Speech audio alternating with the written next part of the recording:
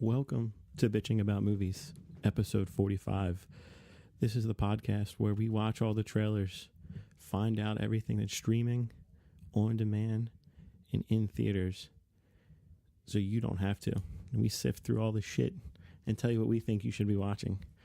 Once again, we're doing our new format where we break up our podcast into segments and give you time codes for all those people that want to skip around. So we're going to open the podcast off with some trailers. We hand select some trailers that we find interesting in either a good way or a train wreck type way. We'll tell you what we think you should watch and what you should avoid. And we also do the same thing with what is in theaters. This week we go over the Friday the 13th releases for October 13th, 2017. And the third segment of the show is streaming and on demand, so where we review what we thought was interesting for the Netflix, HBO Go, Amazon Prime, and Hulu releases. Then we get to me and the co-host, which is Bobby this week. We'll go over what we've been watching. And spoiler, I didn't get to see a lot this week. I went to a concert. I went to a stand-up comedy show. And I also didn't get to take lunch for 3 of the 5 days I worked this week. So I really did not have great notes for this episode, but fortunately, Bobby helped out and had excellent notes, and I think he did a really good job. Finally, we have a topic of the show. In this show, we talk about horror comedies. We avoided some of the obvious ones. We didn't really need to tell you that, Tucker and Dale or Evil Dead 2 is great. I think most of you know that. So we watched the new release, Happy Death Day, and the Netflix new release, The Babysitter, and I take a look at the cult classic Texas Chainsaw Massacre 2 from 1986. And I also viewed Raw, which is a French horror movie that just was released on Netflix a few weeks ago. And I thought that was going to be a little more funny than it was because of the premise. Turns out it's not, but that doesn't mean it's a bad movie. You have to listen to the podcast and find out. So I think I've talked enough in this intro. And without further ado, here is episode 45 of Bitching About Movies. Horror comedies. Enjoy.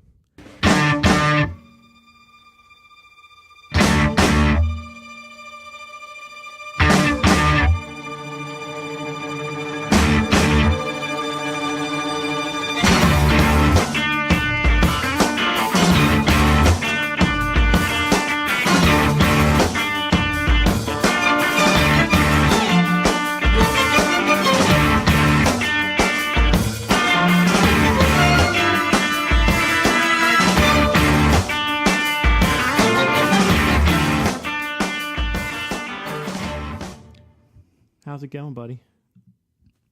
It's going. Yeah. How's your week been? Exhausting. Been struggling to watch television.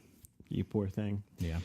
So let's talk about trailers. Trailer talk. The segment, like all segments, we don't have a title for. And you did an interesting thing where you split yours up into 3. Good, bad, the ugly. Good, bad, and the ugly. I like that. So I'm going to let you take the lead on this. Well, I don't think there's enough delineation there. As I was watching these trailers, I thought, well, this isn't quite bad, but it's not quite good. It's somewhere in the middle. A lot of mediocre stuff. I agree. Nothing. Yeah. 2 things made me excited. 2 trailers made me excited. Yeah. Well, but for the most part, I have 1, 2, 3, 4, 5. I have 5, I think. That you liked. Yeah, maybe. I mean, maybe it's the good, the bad, the ugly, and the butterface. You can't use butterface now.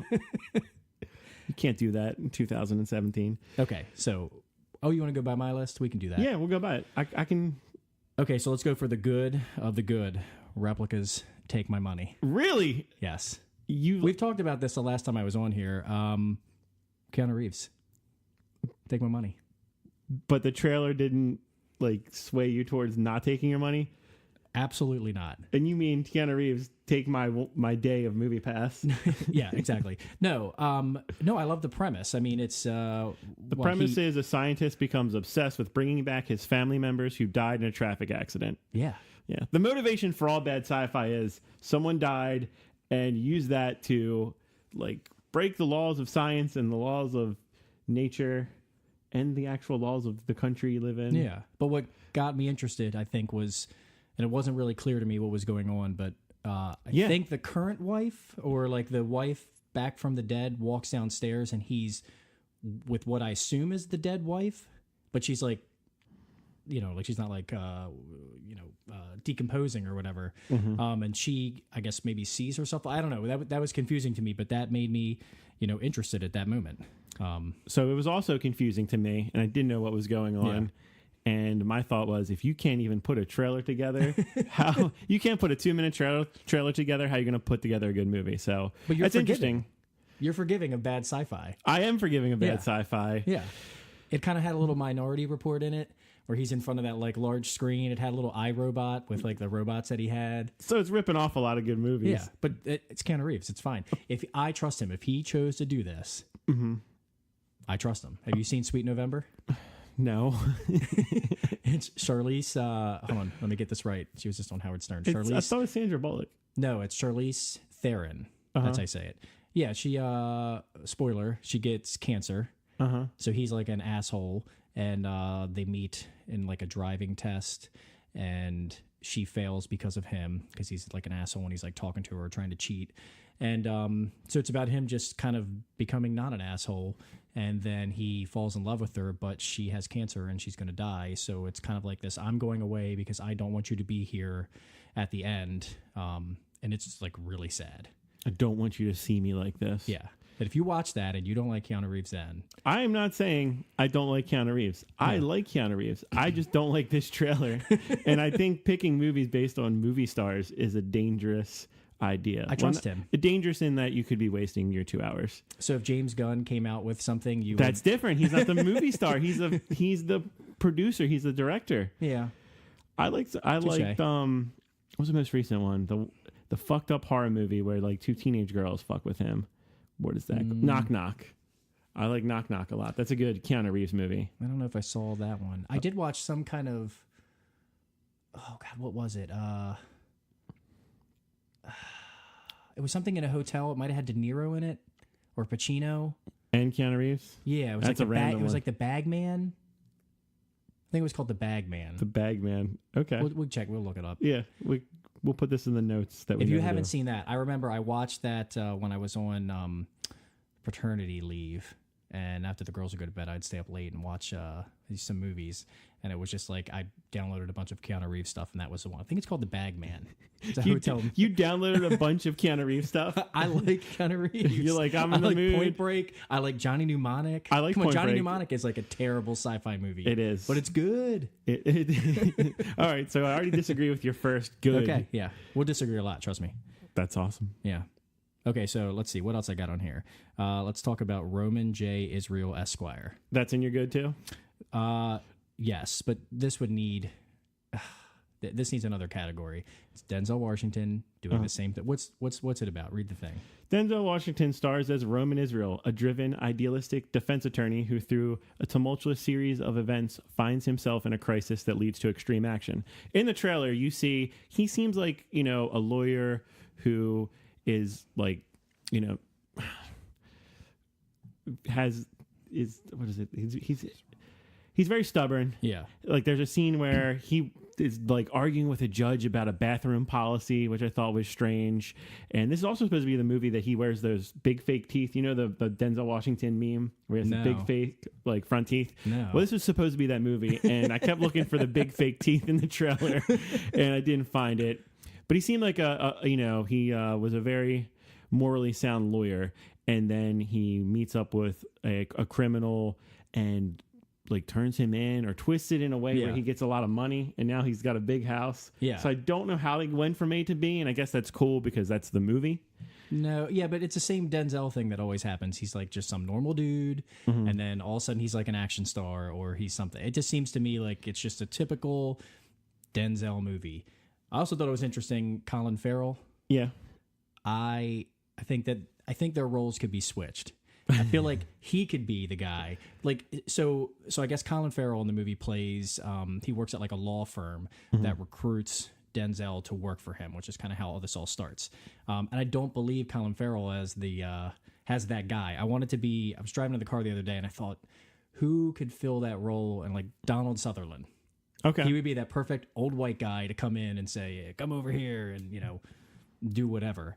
So I think that's weird. But you could have Colin Farrell as the guy, like the little, the lawyer. I feel like at this point in their careers, Colin Farrell's better actor right now. Denzel Washington's like dipped into the movie star territory. He's got to be he brings people in, so that's why he's in that role. Yeah. So look up the director. I did Two for the Money. He was a director for that. I don't know if you ever saw that. Matthew McConaughey. I did, and the real Stu Gatz, I think, is the real guy. He's on YouTube now. Yeah, he's one of those big 1980s rackets where you would call a number and get picks of the week for football. That's what that movie is. Yeah. The real Two for the Money. If you listen to an interview with Stu Feiner is his name. I don't know. Stu Gatz is like I don't know what the fuck I got that from. But yeah, Stu Feiner is a very interesting guy. Way more interesting than in that movie. Dan Gilroy is the director, but he wrote Born Legacy, Nightcrawler, Kong Skull Island. So, 1 out of 4 ain't bad. He's one of those studio guys that has done some mediocre stuff. He also directed Nightcrawler. And I think that's the one they... so that was his directorial debut, and they mentioned that in the trailer. I really like Nightcrawler, and that... I've not seen that. That looked more interesting in the trailer than this one did. It just seems kind of generic. I don't know. It's like in between a thriller and a feel-good movie. And it's, what's it, Penhelm 1, 2, 3? Taking of Penhelm, yeah. Yeah, it's like that. It's just like I don't know. It's the same Denzel thing. Johnny Q or John, whatever, the other Denzel thing. I don't know. Johnny Q was, John Q. That was like his special ed movie. Yeah, it's not... I got to show the line. Is that in your good? That was in your good, or that was your bad? That was in like my Yeah. Okay. I mean, if it came on television on a Sunday and I had nothing to do, and I didn't have kids, I'd probably sit and watch it. I think you're just daydreaming right now. Okay, what else I got on here? Molly's Game. The true story of Molly Bloom, an Olympic-class skier who ran the world's most exclusive high-stakes poker game and became an FBI target. Yeah. So my problem with this trailer, it's like my issues with the movie American Made. It's an interesting story, but then when I watch the movie, I'm like, this doesn't seem compelling. Or I watch the trailer, this doesn't seem exciting. And I watched this trailer 3 times. I'm like, where is it? Where's the excitement? I love Idris Elba. I love Jessica Chastain. Kevin Costner's in there. That's cool. Michael Cera's shuffling cards. I think he's like a high roller or something. He's got weird hair. Yeah, it's just no. So Sorkin doesn't do it for you? I don't have any sort of no. I like Newsroom. I thought Social Network was okay. Yeah, Social Network was good, but I don't trust him. Don't have like. I think the premise is just weird. Like, it just sounds far fetched. An Olympic skier who ran the world's most exclusive high stakes poker game. She doesn't have to be an Olympic skier. Why are you putting that in there? Yeah. So I mean, I actually don't like Jessica Chastain. I don't like the Idris Elba guy. Like, I feel like what's the mountain between us? I feel like it's just. I don't know. I don't like the trailer for that. I don't think I like this guy. This movie he doesn't seem believable. He's like, instead of a doctor this time, he's a lawyer. I don't know. It's not believable. At least he doesn't explain who he is in the trailer. He doesn't say, I'm a lawyer from Baltimore. Yeah. Yeah. If I'm going to see this, I'm seeing it for Kevin Costner. It's 2 hours and 20 minutes. Also, why is this movie so long? Well, it's high stakes, man. Yeah. Fuck no. Yeah, pass on that one too. Yeah. Well, see, I still think that's middle of the road, though. I think it's like, if we're sitting down and we're choosing movies and there's like 6 or so at the local theater, I still think that would be a cut above. I mean, it is... I guess it's different than going to see, I don't know, what's something we've seen recently? Flatliners. Like, if I'm choosing between Flatliners and maybe Molly's Game, I'm going to go Molly's Game. Really? I'm going Flatliners because even if it's a mess, it's going to be more interesting to talk about and make fun of. And that's why one of the other trailers we saw, Bad Match, I'd rather go see that than the Roman J. Esquire or Molly's Game, because Bad Match probably is going to be terrible, but it's going to be entertaining. Well, let's talk about Bad Match. It's in my bad. It's in your bad. It's a bad match. Yeah. It's actually gotten pretty decent reviews. Only a handful out there. The Bad Match is the Tinder horror movie that I feel like it's already been made. I don't know. Yeah. But this guy's he's a player. He seems like he's doing pretty well on Tinder. He's kind of got his life set into a system where he just picks up girls on Tinder, has sex with them, and moves on to the next until he finds this lunatic. And so what'd you think of this? I thought it was bad. I want to see it. It's like a comedy thriller because it's not a horror movie. So that's a weird genre. It seems like an updated version of Fatal Attraction. Yeah, I mean, with worse actors and a worse premise. If anything, I want to see it because I mainly want to know the motivation. So in the trailer, they kind of like do a voiceover of what I would assume to be some kind of monologue from the end from the killer. Because it kind of leads on in the trailer which woman, like there's the woman, like why is she doing this, and that there is something that he's done before, maybe to her friend or herself or something. So mainly I would go see it just because I'm sure it's entertaining. Maybe it's on the Bobby Zingle scale, or we can more entertaining than a quality movie. It's like a 1 out of 10 on a movie, but a 10 out of 10 entertainment. Yeah. The thing you bring up is her motivation. I think that's obvious. She's just a lunatic. But what's his motivation for continuing to date her? There was a scene where like she calls in and fucks with his work, says that she's his mom. He's like, that's not funny. Then she gets him busted for child pornography on his computer. I don't know how that's going to resolve itself. Yeah. So usually these movies, the guy's having an affair. This one, it's a single guy. And she's just trying to... But maybe he slept with her like 5 years before and she got into a horrific car accident and was disfigured and this is her new face, so he doesn't know who she is. I know that sounds ridiculous, but this movie is ridiculous. I think you want it to be more than it is, yeah. Bad Match. I would rather see it than the other two boring movies because it brings up a lot of questions with the trailer. Yeah, I would agree with that. I go Replicas, then Bad Match, and then I put the other two below that. I can get on you with that. Okay. Let's see. What else I got bad? Crooked House. I thought it looked interesting. It's a period piece based on an Agatha Christie novel. A private detective is invited to solve a gruesome crime where no one is above suspicion. And the Sophia is his former lover and the client. So it's Christine Hendricks, right? Who plays Sophia? That's weird because I thought Christina Hendricks was the main girl from the trailer. So it's like the haunted house movies that we reviewed on the last podcast, but it's a murder mystery. I'm a sucker for whodunit, so I do like that part of it. Yeah, I like Gillian Anderson too. I was a huge X-Files fan, but I thought all the scenes that had her in it were super awkward. Like she looked awkward, her costume, her hair. Like, first off, I hate period pieces like this, and it not that I lived in 1947, but it doesn't seem authentic to 1947. It just seemed. At least not 1947 America, but it's not. I don't think it takes place in America. No. Yeah, so England probably just feels like 50 years back. Yeah. Well, if somebody saw it though, and the review came through, and it was kind of very like Clue-esque, I'd go see it.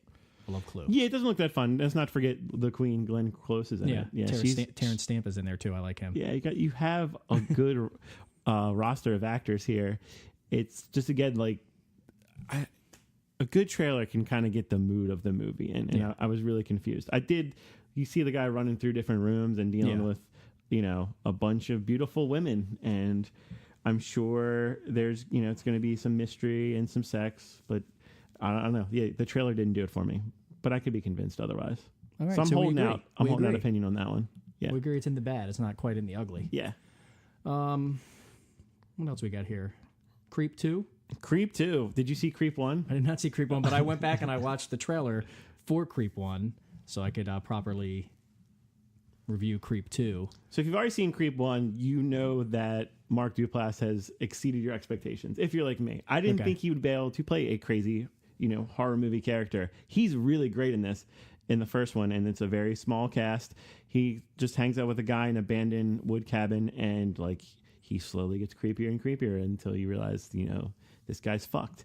In this one, kind of convoluted plot here. A video artist who's just taking average people and making a YouTube series out of them meets up with our creep, Mark Duplass, his Aaron character, and he claims to be a serial killer, it says in the tagline. I didn't get that from the trailer though. Yeah.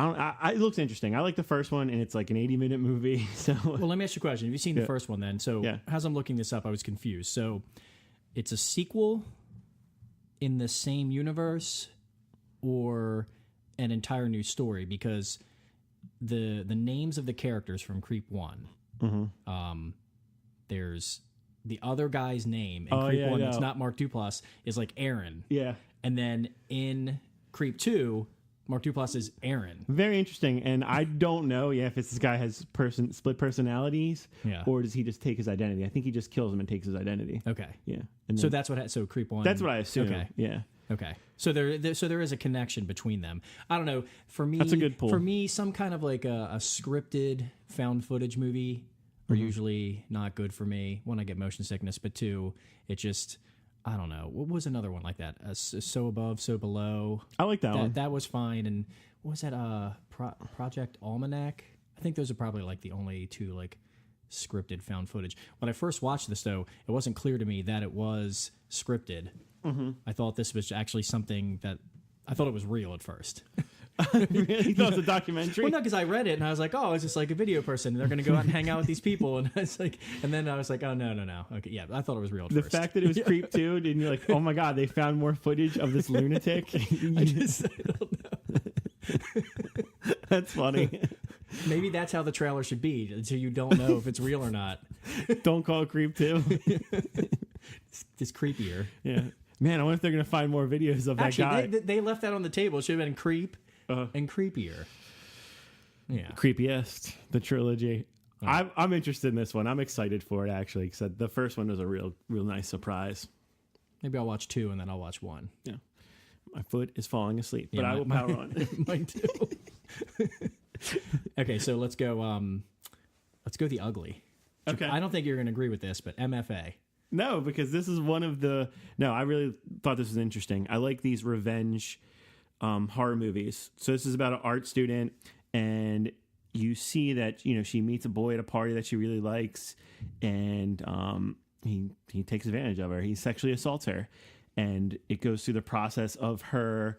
Just in the trailer, it goes through the process of her reporting that and looking for help from, counseling and authorities, and no one believes her. They just, question... the shit out of her, and she feels helpless, and then you kind of see her dye her hair. Is it a pink wig, or she dyes her hair pink, and then she goes on the assault. And there's a lot of movies like this back in the 70s.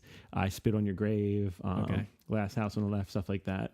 Well, I mean, I guess it makes me think of that J-Lo movie where she sets up her house. I think her husband's beating her, and she sets up some, I don't know, it's like Home Alone for adults. Have you ever seen that one?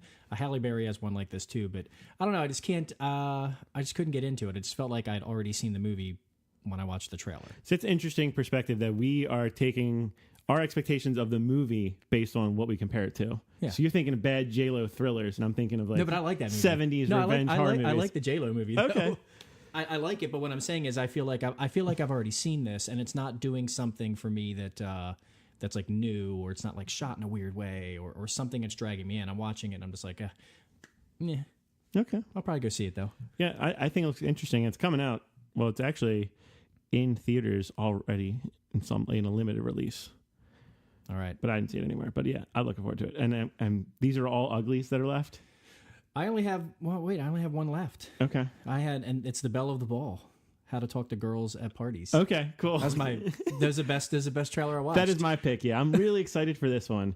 It's based on a novel from what the hell? Neil Gaiman, who's a really good writer. Yeah. And it's about, aliens who are, they just stop at Earth and they meet up with all these punk rock kids in London. And it looks like it takes place in the 70s, like the birth of punk rock. Yeah. Even the bad Nicole Kidman scene where she's explaining punk rock. Yeah. She's like, oh, something, and whatever. She seems so uninterested in the question. I ignored that because I thought that, Elle Fanning and I forget the main character's name. I thought they were pretty interesting together. It's got Matt Lucas in it, which is from Doctor Who. I know you don't watch that. But he's the bald guy. He's in Bridesmaids. He's like the wait, it's not Fat Amy. Whoever the girl who plays Fat Amy. It's her. Yeah, it's like her man, I think, in that movie. But good pull. No, so I watched this trailer, and there's for anyone listening to this, go watch the trailer to this movie. There's a distinct change. You're watching the trailer, things seem kind of normal, and then it's just at one point things just go nuts in this trailer. I can't even explain it. My notes say, what the fuck did I just watch? I'm in. Yeah, me too. Yeah. It just looks like my kind of weird. It's very interesting. Kind of had an SLC Punk kind of feel to it. sort of like that. It's because it's punk. Okay, yeah, that and like was it The Life of a Wallflower? I'm really bad at pulling movies today. Yeah, you know what I'm talking Does this about? one have Mackenzie Davis in it? Is she in this movie? Mackenzie Davis. I don't see her. Okay, she's from *Halt and Catch Fire*. I was maybe I'm confusing her with Nicole Kidman. Yeah, yeah. Nicole Kidman has her hair like all She's got like the face paint, like over bleached and like the dark makeup like her. Yeah. For sure. Yeah, she's definitely going for that look. We had one other trailer though. What that was you it? want to talk about? The Blockers. Oh yeah, The Blockers. So, yes, I mean we've seen a lot of bad adult comedies lately, but this is just a premise so stupid that I'm interested. It's about a couple fathers and a mother played by Leslie Mann. They want to cock block their daughters, and they say that in those terms. Yeah. It's about parents who are spying on their teen daughters, their text messages, and there's a scene where they're like trying to decipher emojis, and they find out like which is great, by the way. And he's like, eggplant. I think that's penis. Yeah. Like I like Ike Barinholtz. I love him. What have you seen him in? What have I seen him in? He was in the Sisters movie with Tina Fey. And Amy Poehler, and he's again. I listen to Howard Stern. He's a Howard Stern super fan.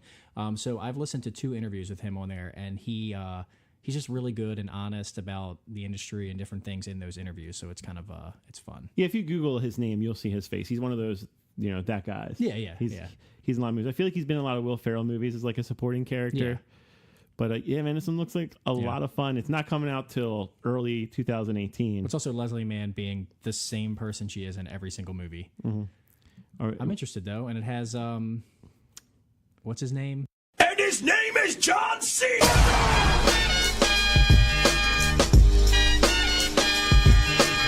Your time. We're not Anyway, getting so that. John Cena is in this movie. Uh-huh. And he's beer bonging in his butthole, which I guess. Oh yeah, let's not talk about. Yeah, we can't forget to talk about the butt chugging scene. The fact that this movie is bringing butt chugging to the mainstream, I'm happy it's for it. a thing that kids do nowadays. They soak tampons in alcohol and put it in their butts, and they die. Millennials and their buttholes. Well, no, butt chugging is different from doing like the vodka tampon. They're the same. They're in the butt sphere. We don't have the semantics of butt chugging. No, butt versus chugging tampon. If butts. you're butt chugging beer, that's more safe than shoving a vodka tampon. I don't know. Just from the the alcohol content, the amount of alcohol. No, in but your it. butthole still sucks it up, right? You get your colon drunk. Yeah. So, are guys putting stuff in their pee holes? Are they like funneling like tequila into one of those coffee stir straws into their pee holes? I don't know. That's a next generation thing. People will mark this point as the time the podcast Millennials will woke be up. like, those guys are crazy. They're putting stuff in their pee holes. No. You can snort coke with your penis. But anyway, hole. so he like farts or something, and all of the beer comes back up into Ike's face, and he's like, I got butt beer in my face. Yeah, So John. I'm interested. So it's an awful movie, but I'm interested. Yeah, it's stupid, and the physical comedy looks good, and they are bringing some good comedians. Like the problem with Baywatch, you had 2 non-comedians, 2 non-actors really leading it, and John Cena's been in some good stuff. Like he's got some decent credits, but he's being supported by Leslie Mann. And, What else was he and in? what's your guy's name? Ike Barinholtz. Like John Cena was in Daddy's Home. He's in a movie just came out recently called The Wall. Was he in Trainwreck? He was in Marine. Yeah, he was in Trainwreck. Yeah. I mean, I'm not saying he's accomplished, but he probably knows like where to stand and what camera to look at. He just sees what The Rock's doing. He's like, I'm gonna try and go over here. I think he could get there. I think he could get to the Rock point. Oh, John Cena would be great in Fast and the Furious. Oh, and speaking of, in this movie, they say, what would Vin Diesel do? They're like, you got to think, the parents are like, you got to think WWVD. What would Vin Diesel do? Little side note, we get tons of sales calls in the position that I work in. And between me and my coworker, they'll call and it'll be like, hello, are you interested in a security system? And we're like, yeah, sure. And then it's like, press 1 to go through. And we go through and then they ask us, how many windows does your place have? And we usually try to lead the conversation into like what our name is or his name is or something. And then we John Cena the person on the phone. And most of the time they hang up.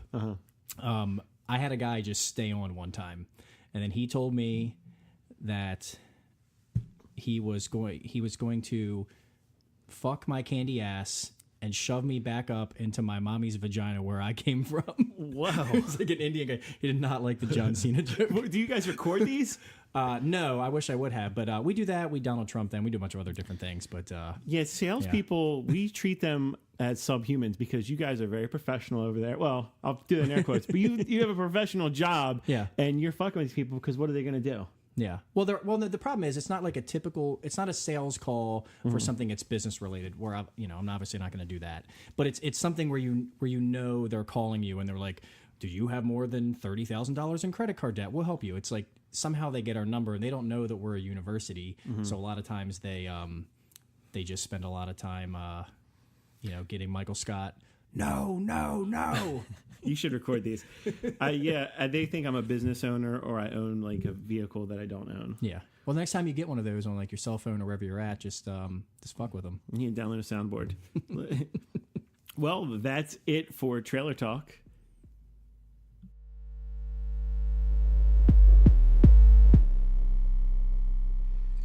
I knew you would like MFA. Hell yeah. I started recording, by the way. This is...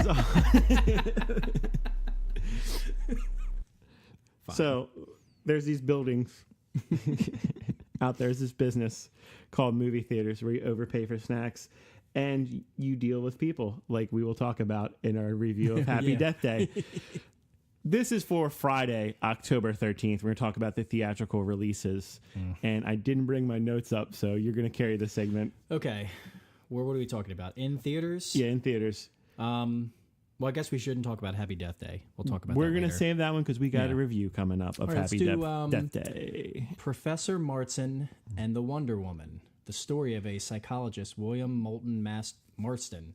The polyamorous relationship between his wife and his mistress, the creation of his beloved comic book character Wonder Woman, and the controversy the comic generated. Because, feminism was not popular back then. It was a controversial... No, I guess it was a controversial comic book, and also people didn't think it was going to be anything was going to come of it. I thought this looks pretty interesting. I'm not interested at all. Good timing, coming off the coattails of Wonder Woman being a smash hit. I love Rebecca Hall, so maybe that's why I'm into it. I love Rebecca Hall. I thought she was great in Christine, and really great in everything I've seen her in. I would check this out. I'm not a comic book fan, nor do I like most comic book movies. Why would I like a movie about a comic book? I don't know. To me, it's the story of the Wonder Woman creator, and by the way, he bangs 2 chicks and they're okay with it. It's called polyamorous. It just I don't know. It just seemed a little it wasn't into it. Yeah. But again, it's because it's about the creation of a comic book that I don't care about. So you can count me out on that. Okay. He respects women so much he has to date all of them. Another biopic behind the stories of a beloved creation. Goodbye, Christopher Robin. Is they say it's the behind the scenes look. It's a goddamn biography. It's what they are. It's about the life of author A.A. Milne and the creation of Winnie the Pooh. And it was inspired by his son, C.R. Milne, who is Christopher Robin. Yeah. So it was pretty interesting. The war flashbacks. Yeah. I wonder how that's going to play out in a movie that looks kind of like a Hallmark movie. The exploitation of his son, Christopher Robin. Yeah. That looked pretty interesting. Margot Robbie, why is she in this movie? I'm sorry, man. I just don't think she was right for this part at all. And that's just seeing 30 seconds of her on a trailer. Look, I'm just glad that the hundreds and hundreds of emails that I've sent to Hollywood to do the backstory of Winnie the Pooh were finally answered. Nobody asked for this.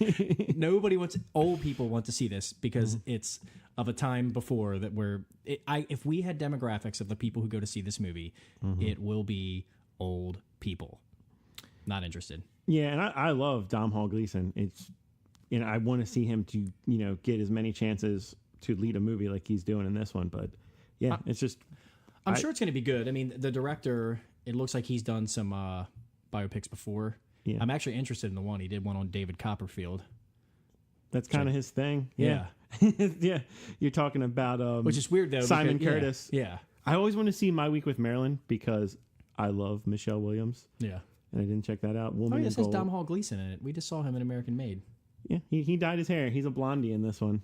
Yeah, that's my boy. I like him a lot. It's just, you could pick the wrong roles, and then people are like, what has Domhnall Gleeson done in the past 3 years? Oh, he's made movies, just stuff you don't want to see. Yeah. And these are both limited releases, so they're actually kind of hard to find in theaters. Oh, okay. What about Marshall? Another biopic. It is like biopic week. And this is frustrating, man, because I feel like October, why don't we make it a theatrical holiday and just put a shitload of horror movies out? Like how they put all the video games out in November. Just save all your horror movies and make October just scary movies. Which one is Marshall? Marshall is about the young Thurgood Marshall.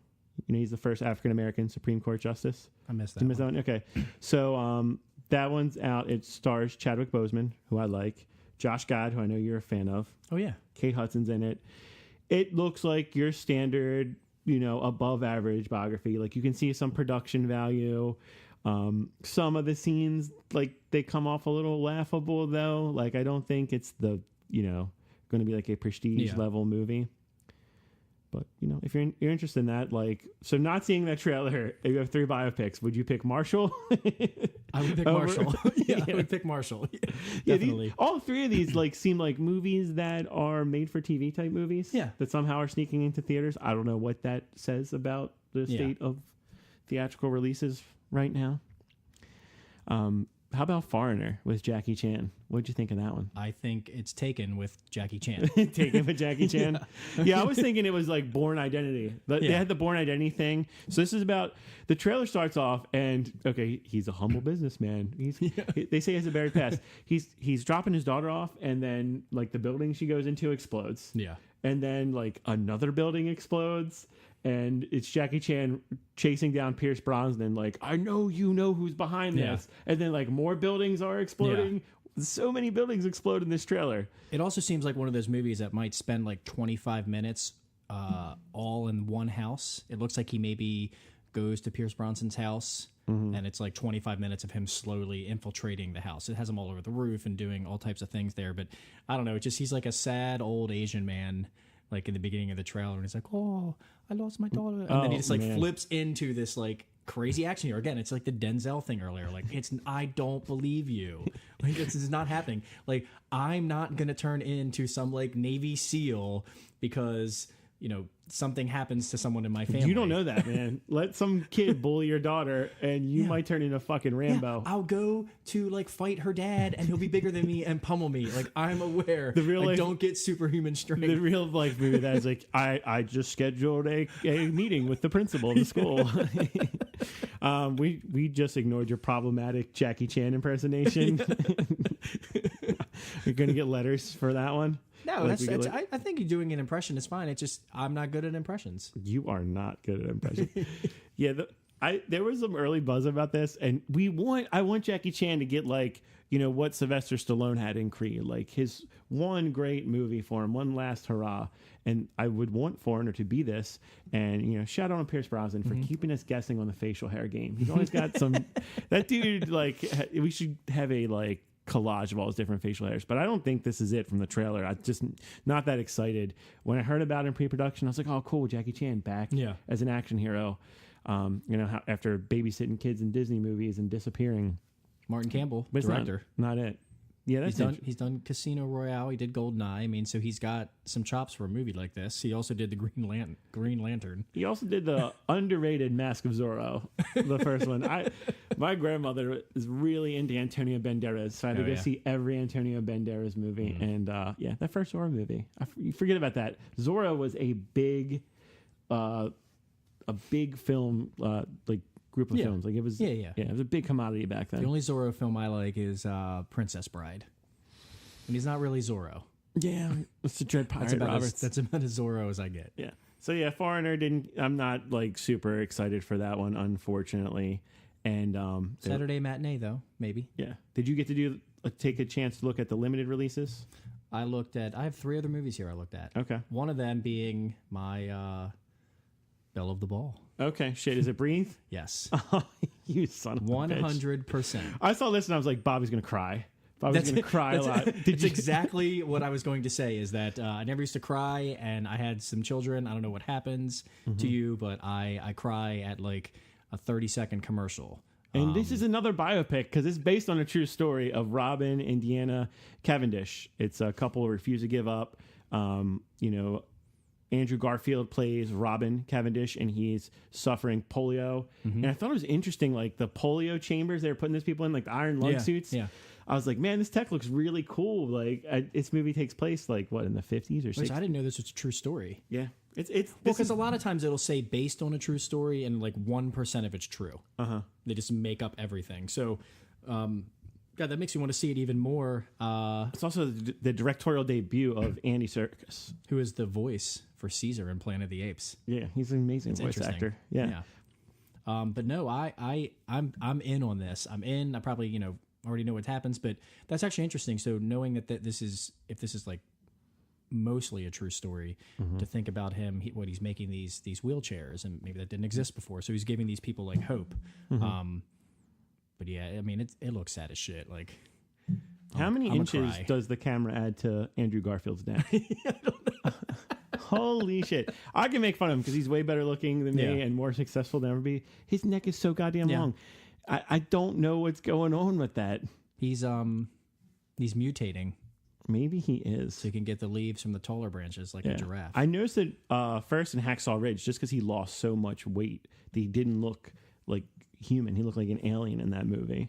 Maybe self-conscious over here about my neck. My neck's kind of long. No, you got an average neck. You're fine. You got half of a Garfield neck, dude. You're fine.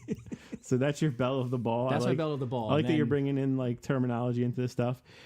You don't seem like the kind of guy that would watch 7852. Like you're not into Alfred Hitchcock, right? No, I have a hard pass on this. Yeah. Mainly because I know I am into Alfred Hitchcock, but I'm not into a movie that just is like, hey, let's just talk about this one scene that we filmed. Like, I don't see how you can make an entire movie. Like, it's got to be what, like 80 minutes? It's got to be something short. I just don't see how you can make 3 hours. Movie. What? No, I'm kidding. It's an hour. It's an hour and 31 minutes.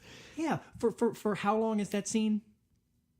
It's a couple minutes, but the cool thing is it's going to talk about what I got from the trailer is it's going to talk about Hitchcock's influence on the culture and specifically on people in interviews like Danny Elfman, Bret Easton Ellis, Guillermo del Toro, Jamie Lee Curtis, who became like one of the other famous scream queens.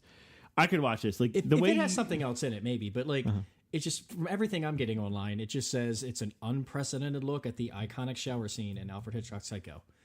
Like I'm not great. I mean, a cool scene, but I'm just not. I don't want an hour and 31 minutes to talk about 4 minutes of film. Like, see, this is the kind of movie that if I'm scrolling through TV, like you described, some of the previews earlier in the podcast, I will watch this, like a documentary about filmmaking. I would check this out, and I think it's playing in our art house theater. Oh, all right. So do they take Movie Pass? Yeah. They do, actually. They do. Finally, for what's in theaters this week, a nominee for movie my girlfriend will pick out as we're scrolling through iTunes, because she lets me put on almost anything. Yeah. She doesn't like romantic comedies, and she has to be in a mood for a horror movie. But if we scroll past a food documentary, she's like, oh, I want to see that. Like if they ever have like just 90 minutes on the avocado, like we're watching that. We're watching the director's cut. I'm talking about Wasted, the story of food waste. You got Anthony Bourdain, angry Anthony Bourdain. And we had an instance of food waste yesterday where they make vegan wings, and we ordered vegan wings. Where at? And at the Satellite, which is next to the 930 Club. Okay, the place you went. Yeah, and I don't want to trash it, so I'll just be quiet about that. But they bring up these wings, and I'm like, man, they look really realistic. And she's like, can you try those? And I like take a bite. I'm like, there's a bone in there. I don't know if they like shove a fake bone into but they were, regular chicken wings. What? Yeah. So we had to send them back. But of course, you know what happens to the food you send back? It gets thrown away. No, hold on. Did they accidentally served real wings instead of vegan wings? Yeah. Which she should have ate them. And died. And just sued the shit out of them. Yeah, should have.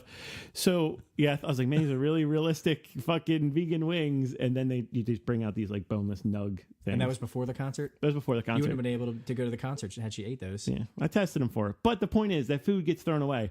And so there was a cook in the back who ate that. Yeah? Yeah. I took a nibble of one. Yeah, hopefully. I was hoping, best case. Because I would have just taken, I hate that when they throw away the fucked up food. But then I was thinking, like, how do they write those tickets? If you write the word wings, like if you write vegan wings on their seat, you done fucked yourself. Write the sauce and the word vegan. Yeah. Don't put the word wings in there. How can that get messed up?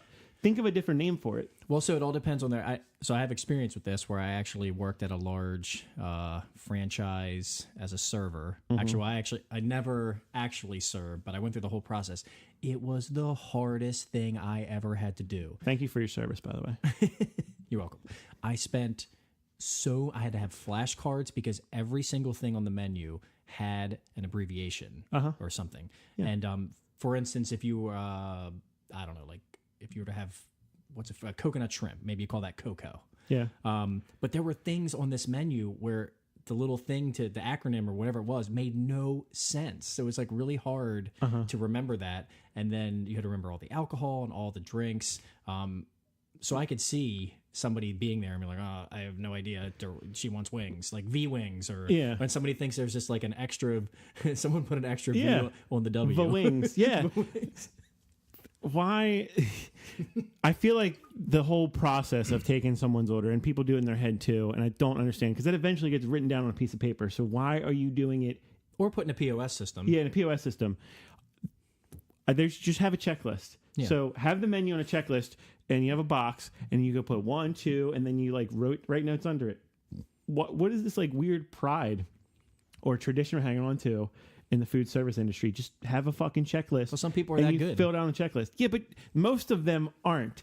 And how many orders get fucked up? I'd say like in between 10 to 20% of my orders get fucked up in some way. Really? And you just accept it. Yeah, like it's something will be a little wrong, or they forget something. They're like, oh, we forgot your fries. We'll go get that. Use the goddamn checklist. Make a checklist. Do you tip that person? The checklist maker? No, the person who messes up your order. Yeah, we tipped that person. Our guy was pretty terrible. There's an instance, too, where we asked for water as we're looking at the menu, and he's like, oh, it's self-serve into these plastic cups. And I think they have it there for like the concert goers. Yeah. And then everyone else around us got glass cups handed to them. So I was like kind of pissed and like, does this guy not like us? I couldn't get a read on him. He was like so milquetoast, man. But you tipped him. Yeah, we tipped him. Just low tip. You get bad service. You got to. I know. I wish you could like checklist and then a comment card. Yeah. Anyway, so wasted, the story of food waste. So it makes me think of the 10 or 15 minute segment with John Oliver where he talks about food waste. Yes. We're obviously wasting food. I waste food. My wife wastes food every single day. She makes putting her on blast. She makes I hope you're listening to this. She makes like enough food to feed 50 children. And our girls eat like, 1/16 of it, and then the rest gets thrown away. And I'm like, stop doing that. You can meal prep for the rest of the week. I do it's something I say as a kid, but I say the same thing to her. Like when she's throwing all this food, I'm like, this could feed an entire village in like Ethiopia. Like, what are you doing? Stop wasting all this food. Or just drive around until you find a homeless guy. You should put it in like Tupperware and just drive around with it. No. That doesn't work. I was on a field trip in high school. I ordered a bunch of Chinese food. I didn't like it. It was an entire full thing of Chinese food. I walk out of, it was like the gallery or whatever that food place is in the harbor. I walk out. There's like a homeless man, and not just like fake homeless, like legit homeless. Hey, here's a thing. And he's like, what is it? And I told him, he's like, not interested. Well, that's a harbor homeless guy. He gets a lot of offers, probably. Really, maybe. Well, no, but so that's anecdotal. But being like an asshole child, I just threw it at him. What? I was an asshole. Okay, yeah, you're allowed to be an asshole when you're a kid. That's interesting. So I was just so mad. I'm giving him food, and he's like, I'm not interested. I was in Atlanta one time, and I had it's a homeless epidemic there. So as you're walking in the street, they come over with like umbrellas for the sun. It's real hot there, and you're not asking them to do it. Kind of like the people who come up to your car and they want to like wash your windows. Yeah. You're not asking for it, but then they ask you for something when you're done, and you're like, I didn't ask for this. So anyway, the guy's coming up to me, and I'm like, okay, whatever. I had a bunch of change on me because we had just been at an arcade. It's like so much change. So like I pull it all out. I'm very excited because I've been turning down people all day.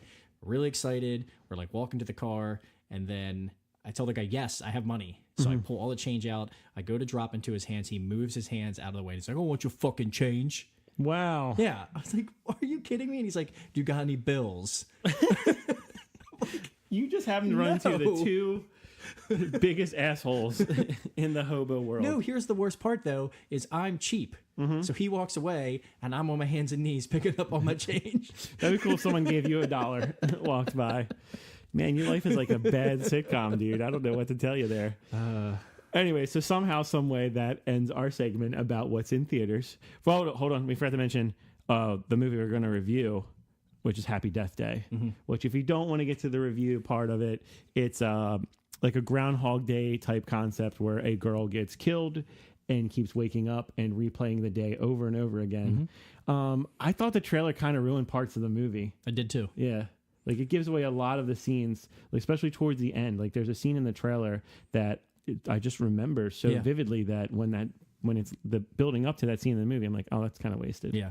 I felt like it could have been one of those little 30-second teaser trailers. Yeah. That's all you put out there for this.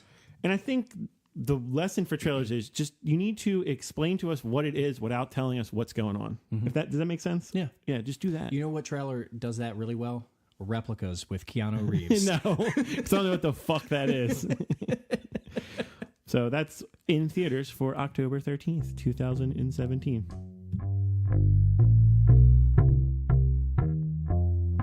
Could change your life. So, some people, for a good reason, don't go out in the public to watch things.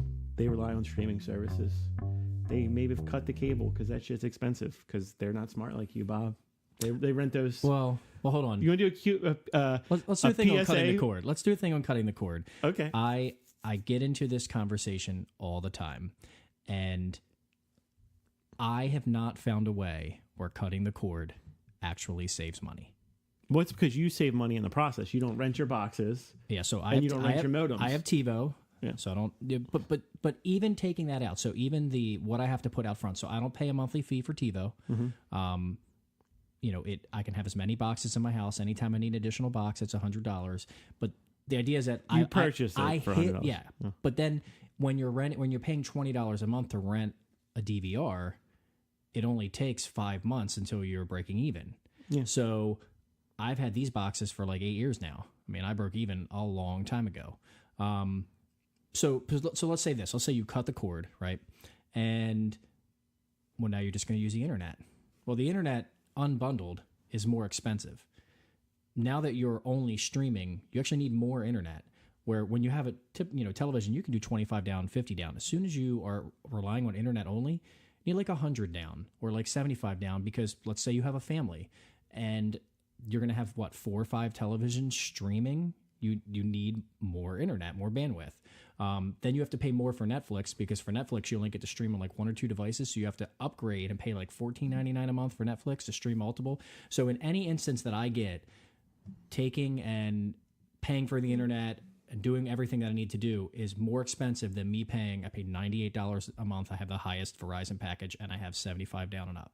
Yeah, not doing it your way, where you're paying under $100 for both. That makes sense. But most people they don't know about TiVo because TiVo's marketing is non-existent, and they don't think you always find a deal in something. You find a smart way to do it. People don't do that. So $98, but you can not also bad for everything. use TiVo as a cord cutter if you want. So TiVo sells something called the an over-the-air box. So you can actually buy a box that you're not going to use with cable that you just hook up to a HD antenna, and then that will give you a DVR for HD antenna. Okay. So you can do multiple shows at the same time. Yeah. So you have the guide and you can set record this show that's coming on NBC and it will record it so you don't lose that feature.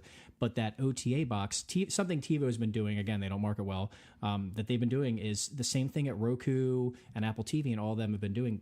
They've been doing for like 10 years, that all in one. So in a TiVo, it's great to put your content together. So for me, for instance, let's say I decide to watch Sons of Anarchy right now. I can put that, or that's a bad idea. A TV show that's currently airing and in its 5th season, and it's going to have 9 seasons. I can say, well, I want you to record this show. So it'll go out and it'll try to find old episodes. It'll also record things that come on in the future. If it finds old episodes, that could be streaming or on television. It just mashes it together. So when I go to start watching it, I may watch episode 2, which are recorded from NBC, but episode 3, it might be streaming for free from Amazon or Netflix. It just automatically sources the content for you into like kind of what you have on your Roku One search when you search for something. So, so the TiVo is just, and the TiVo, other selling points, it has quick mode. So you got a 30-minute sitcom is typically 19 to 21 minutes. It pitch shifts the voice down and speeds the show up by 30%. So you can watch a sitcom in about 11 minutes. It also skips commercials. So about 5 minutes after a show airs, you can rewatch it. And every time it gets a commercial, just hit the button. They actually have people, the way they do this to get around whatever laws there are for commercials is they actually have people who sit down between the hours of 4 p.m. and 12 p.m. and watch television. Mm-hmm. And they mark when it goes in the system for TiVo, like when it goes commercial, when it comes back. Yeah. That's they're actually insane. paying people an hourly rate to sit there and do that. Let's get that job. But again, yeah. So if you're out there, don't cut the cord. Just get a TiVo. Outlay a little money, up front, and it maybe take you like a year or so to break even. Then you're saving money. I'm saving money. I just pay $98 and I'm paying for convenience. Like cutting the cord, it's like, where am I going to watch this? I got to go to justwatch.com and find out where this is at, or figure everything else out. And for me, I watch more than 150 recurring shows every year. So the convenience of just paying for cable is there. PSA out. PSA, that was a good one. And yeah, I think TiVo stock just went up. Yeah. So no, it didn't. They actually got bought by Rovio. Yeah, we could do a segment where we add like the shows that are coming on regular TV. Yeah. But I feel like if you have the TV Guide channel or whatever, you know about that. We'll start with Netflix. On the 15th of October, She Makes Comics is coming out. You said you're not interested in that. It's actually a 2014 release that's just been added to Netflix. Okay. It's a documentary about women and their role in the comic book industry. I thought the trailer looked pretty interesting. I'm kind of out of the comic book hobby because it's just too expensive and you just accumulate so much. But comic book artists and comic book writers always interested me. More interesting than this movie, the comment section for the trailer on YouTube. Really? Is it awful? Is it just a big... very bad. I avoid all the comments. Yeah, sections. I just kind of... I scroll down a little bit because, it'll filter up like a top comment. Mm-hmm. And there were a lot of sexist people. Nice. Yeah. Not surprised. Not surprised at all. Yeah. Why don't they make one about guys? Yeah, they're like, just because she's a woman, there's get a movie about it. Yeah, it's exactly that kind of stuff. There's a movie about everything. Get it over yourself. The big standout stand-up special is Patton Oswalt's return, called Annihilation. I'm interested to see how Patton Oswalt's doing. I haven't seen a special from him in a while. I know he's going through some real life shit. And at one point, I considered him to be like one of the upper echelon stand-up comedians. I don't know how you feel about him. I don't like him. Yeah. Do you ever watch any of his stand-up? I just recently went on a trip, and what me and my wife do when we are on a trip, we put comedy albums on. This time we had switched to unlimited data, so we actually just streamed Netflix specials and just listen to the audio. Just listen to the audio, and if we had to look down, so we did Dave Chappelle. We did. I had already listened to the Mike Birbiglia one, the newest one. She listened to that, but we put Patton Oswalt on. And we got about 10 or 15 minutes in. We're both looking at each other like, no, this is not us. Pass. Which I've listened to his stand-up in the past, and I've liked it. Did not like this one. Which one was it? Whatever the most recent was. Because she was looking up on like Wikipedia, like we were trying to watch, whatever the most recent stuff was. It was not good. All right. Well, I'm excited for it.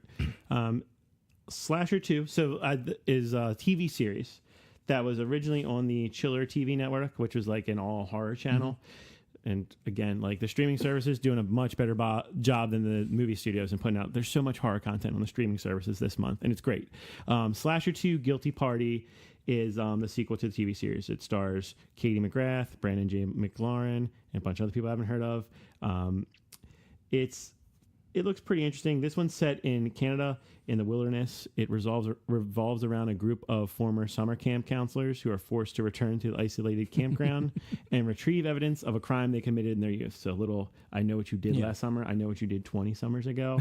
And the latest inhabitants of the camp are members of a spiritual retreat with their own secrets to hide.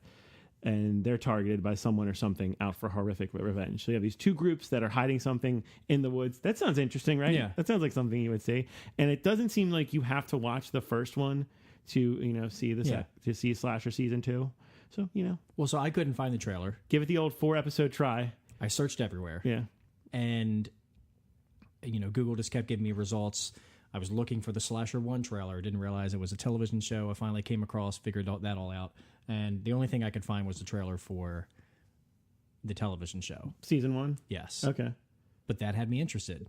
So I was interested in a movie because I was interested in what the television show. Am I ever going to watch a television show? No. You have so much TV. But I was interested, yeah, because I watch a lot of television. So it doesn't like come up the top. But I think that if you're like a horror movie fan, if you're a slasher fan, I mean, why not? Yeah, I think it was cool. 1922, starring Thomas Jane. This is another Stephen King adaptation, correct? Mm-hmm. Yeah.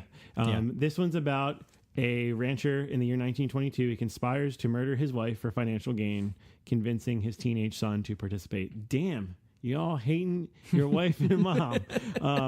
Starring Thomas Jane with a fucking menacing grin and an interesting haircut. What'd you think of this one? I'm all about it. Yeah, they really placed an interesting bet on these Stephen King adaptations, hoping that it was going to be a hit because there was I forget the one, Someone's Game. It's another Netflix one that came out like 2 weeks ago. Another Stephen King adaptation. So yeah, it looks pretty good, man. And I like who's in it. Yeah, Molly Parker. I like Thomas Jane. Mm-hmm. He was in a TV show, Hung, that was on HBO or Showtime, one of those. Mm-hmm. You ever see that? No, it looked good though. It was Showtime because I've never had Showtime in my life. It was good. It was like he was a male, where he fell into male prostitution to make ends meet. And like one of the episodes that stands out for me was that he rolls up on a girl and her car is broken down. Mm-hmm. So he helps her. And then she's like, let's get some lunch. And then they end up having sex. And then he messes up and she's like, we got to do it again. And then she's like paying him for this experience. So it's like him 6 or 7 times, continues to find her on the side of the road, continues to go through, and he keeps messing things up in the role playing. But yeah, I like that. I like Molly Parker. She's a congresswoman on House of Cards. Mm-hmm. Yeah, so I'm interested. It looked weird. It did. Yeah. And I haven't heard about it. I thought they've already scraped all the bottom of the barrel for all the Stephen King adaptations, but I guess he keeps creating content for them to adapt. So that one's going to be on the 20th of October, this upcoming Friday. Also coming out is The Wheelman, an action thriller about a getaway driver for a bank robbery. And he realized he's kind of got screwed over. He's been double-crossed, and he's trying to figure out who betrayed him. So, he escapes the scenario and is out for the truth. What did you think of this one? Well, I haven't seen Baby Driver. Okay. I've only seen the trailer. So I know that this movie is, and I've heard you talk about it, so I know that they're not similar, but it to me had a Baby Driver feel because he's got like the headphones in, he's in the car, and he's a lot like of back of the outside. Head shots too. Yeah, but I was interested. So someone calls him and says, "Hey, get out of here." I'm not going to seek it out, but if it came to the movie fell in my lap, I would watch it. Do you do a lot of surfing on Netflix? When I had time, when I was completely caught up on everything, I would do that 100%. And honestly, Netflix just knows me so well. Really? Their ratings are good. They recommend things to me all the time, and I'm like, hey, you're right. I would like this. It's a pretty interesting algorithm they have. But if you watch something you didn't really like, like Little Evil, all my recommendations are based on like the last thing I watched, which was Little Evil, and I thought it was like, not that good. Well, I had to, so you can have separate accounts. So at one point, it was just me and my wife having the same account. So I'm like, I don't want to watch The Vampire Diaries. I'm not interested in Scandal. Stop. So we had to separate things out and kind of clear everything, to allow it to give me proper recommendations. Yeah, but another solid week from Netflix, and I like that they're sprinkling in the horror stuff. Yeah, HBO Go. We discussed it on previous episodes. They don't really put out much week to week. They do a big beginning of the month. So October 1st, they dumped a lot of movies. This week, however, on the 15th, Joy comes out. I really like Joy. It's David O. Russell directed, starring Jennifer Lawrence, about the real life story of a character who becomes a founder of this empire of stuff you see that's sold on like Home Shopping Network and QVC. She's a the matriarch of a powerful business. Did you see Joy? I have not seen it. I actually have it downloaded. Okay. But I haven't watched it yet. But I mean, pretty much you had me at Silver Linings Playbook. I mean, yeah. He brings back Robert De Niro and Bradley Cooper. It's not on the level of Silver Linings Playbook. It's not even like trying to evoke the same feelings that movie did. But I really like Joy. I thought it was cool. I'm just a Jennifer Lawrence fan, and it was good enough that I enjoyed it. Yeah. So if you're interested in that story or like her, it's worth a watch. It's in my queue. I have a super long queue, which, speaking of, the previous podcast, you talked about Television Time app, which you search it as Television Time as the name, but then it actually shows up on your phone as shows. I had actually left a review for the developer, and he just got back to me 2 days ago to let me know that they're working on the same app, but for movies. Okay. Which is good that it's going to be a different app. Yeah. Because I was concerned that they would try and put those together. Yeah. Anyway, so he's going to create an app. So I use the IMDb watch list. Yeah, but this you've seen the TV app. It's beautiful. Yeah, it is a good app. It looks really good. So I'm excited for them to put something out for movies. Right now I'm using Wunderlist, and as I see a trailer or has something comes up, I just add it to that list. That list is like 500 deep right now. So Joy's somewhere in there. We need to get a sponsor for one of those apps so we can just add to it. We should definitely tweet at the these movie or Television Time. Yeah. It's a small developer. There's only like 25 reviews on the app, which doesn't make any sense to me because I've tried every television show app. I've bought all the television show apps. This is by far the best one. Yeah, I like this. I like the setup. I like the organization. Yeah. And it keeps you on track. You just check mark if you're just filling up. Say like you put Curb Your Enthusiasm in there and you've seen them all. You hit the end of season 7. It just fills up your check boxes for everything you've seen before that. Yeah. Finishing up HBO Go, Mr. Right comes out on the 18th, and I really like this movie. I saw it. It's a 2015 release. It's starring Sam Rockwell and Anna Kendrick, and they have really good chemistry. It's an action comedy. It's a little ridiculous at times, a little over the top. Anna Kendrick falls for, Mr. Right, the perfect guy. He's a hitman, though. Sam, and I love Sam Rockwell, man. I think he's got great range. Well, she likes him enough, though, that she lets it go. Always interesting, yeah. And just the way it plays out. There's been movies with similar plots like this, but just the execution of it and the chemistry between the two actors, it's a really good one. That definitely would be my pick. And it's got RZA. Yeah, RZA's in there. It'd be my pick for everything that's like streaming right now. Oh, definitely. Yeah. But there's also Amazon Prime, and they do the same thing that HBO Go does, where they put a lot of stuff out in the beginning of the month. And they decided to put out this Fight for Space, a documentary on the 18th. It explores the past, present, and future state of the U.S. space program and make arguments that explore the exploration of space brings economic and cultural benefits. So I know you have opinions on this, on NASA. We don't have to discuss that. Yeah, no. But this brings up I don't want to put that out there. Yeah, we only have so much time. But this documentary attempts to argue for the case that space exploration is good for the economy and there's benefits. So that's an interesting idea. And remember, most documentaries are propaganda, and I expect this to be pro. I would want to know how it benefits the economy. Obviously, you got to watch the movie. Obviously, it creates jobs. It does whatever. But the amount of money that those NASA T-shirts that Chris Hardwick wears, like no, but it's like recycling, right? So if we're taking taxpayer dollars and then putting them back out into the economy, paying wages for people who then get taxed, and then it's like an endless cycle. So I guess a maybe. I don't know. You gotta watch the movie. Gotta watch it. Maybe I'm interested now. Yeah, I had it as a no, but maybe I'm interested now. And also on Amazon Prime, this one's going to be on the 20th, is The Wall. This one's received a lot of hype. Directed by Doug Liman, who did me wrong in American Made. Maybe he just... Did you write in Swingers? Did you write in Swingers? But these movies are both out around the same time. I heard John Cena is really good in this. Yeah. Yeah. Really? Yes. Okay. And it's got some pretty good reviews. It's about 2 American soldiers trapped by a sniper, and the only thing that protects them is a wall. So they're just kind of camped out there. I can get into these. I don't like very many war movies, but Black Hawk Down was kind of one where these guys were like stuck in a situation, and it was like very claustrophobic. Well, yeah. So that's the claustrophobic thing is a feeling I got. I don't typically like war movies. It makes me think of what's it, Yuma 310. That's where it's kind of like that's a Western. Yeah, but it's like a gunfight. Yeah. Or like Buried with Ryan 310 Reynolds. to Yuma. Oh yeah, Buried. Yeah. You ever watch Buried? Yes. Oh my god. If you're out there and you haven't watched Buried, watch Buried. I would never in a million years think that I would like Ryan Reynolds in a coffin. Yeah. Buried. And just like 90 minutes of him. It's a challenging concept. They don't even do like that many flashbacks at all. He's just in there the entire time. I was so stressed out. Like my whole body was tense, and then the payoff is really good at the end. But yeah, so that's the feeling I get from this. It's the same kind of thing. So they'll be behind this wall, and that's the movie. But that's kind of enough to get me interested in, is to see if they're successful pulling that off. Like Buried. Mm-hmm.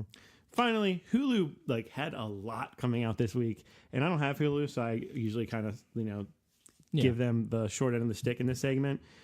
Phoenix Forgotten, that was the found footage alien movie, so I thought that was pretty interesting. Blair Witch Project. Blair Witch Project, is that the 2016? Blair Witch Project's on all the streaming services. Is that the new one? No, what I mean is that's this movie. Oh, okay. This movie's like Blair Witch Project. Yeah, found footage, which you said you're not a big fan of, but I've heard pretty good things about this one.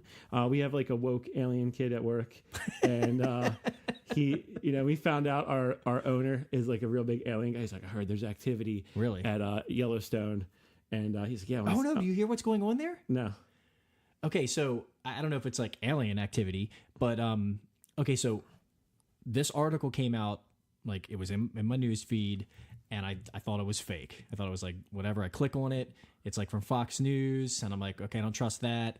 CBS News, NBC, they're all reporting that there is a super volcano in Yellowstone, and that scientists have figured out that it is going to explode way before they thought it was going to explode, and that it is going to kill off all life on this planet. It's the apocalypse. It's the end of the world. Okay. So I read 50 articles trying to find the time. All they're saying is it's going to explode sooner, but it doesn't say whether that's a year from now, a day from now, or a billion years from now. Yeah, it's supposed to be thousands of years, hundreds of thousands of years. Yeah, but the temperature has changed, and there's things going on, and I'm like, what? Why isn't this the lead story somewhere? Well, I always heard that if the super volcano explodes underneath Yellowstone, it would take out a third of the United States. Well, no. So that was in there too. So again, getting back to Fight for Space with NASA, apparently NASA is trying to figure out a way to cool the magma that's in the volcano, or to build a dome. I see what's going on here. I see what's going on. This is NASA trying to justify their budget increases. It's funny that you say that, because I got led into some conspiracy theories about the super volcano. So don't you think that we're not going to get political, but our president could be wowed by certain things and could be talked into increasing the budget in NASA? Oh yeah. Yeah. So hey, you want to be the guy that saves we're going to space. Yeah. And also, if you put a dome over the United States, that kind of functions as a wall. No, just over the Superdome, so when it explodes, the Biodome, we'll put Pauly Shore in it. Gotcha. Yeah, I can sign me up. Finally, there's On Demand. That's where you waste some money on your cable box and things. There's Spider-Man: Homecoming, comes out October 17th.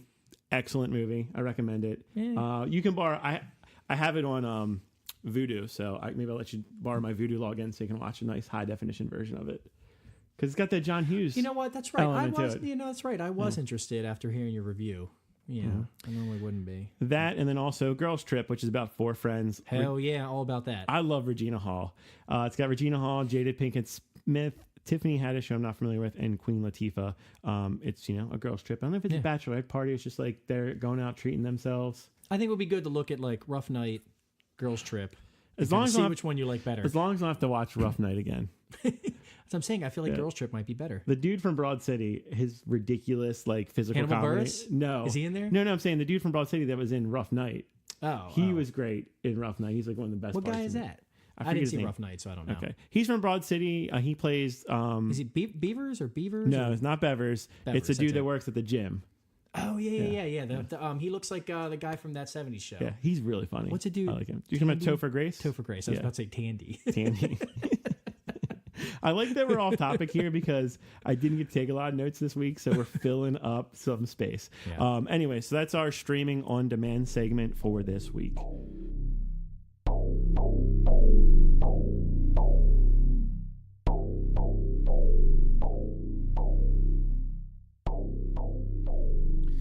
All right, now what we've been watching for the week, and Bob, you said you want to bring up some shows that we haven't talked about. Yeah, I mean, I guess you've mentioned it once before, but *Halt and Catch Fire*. I've been trying to get you to watch that for a while. Yeah, it's really good.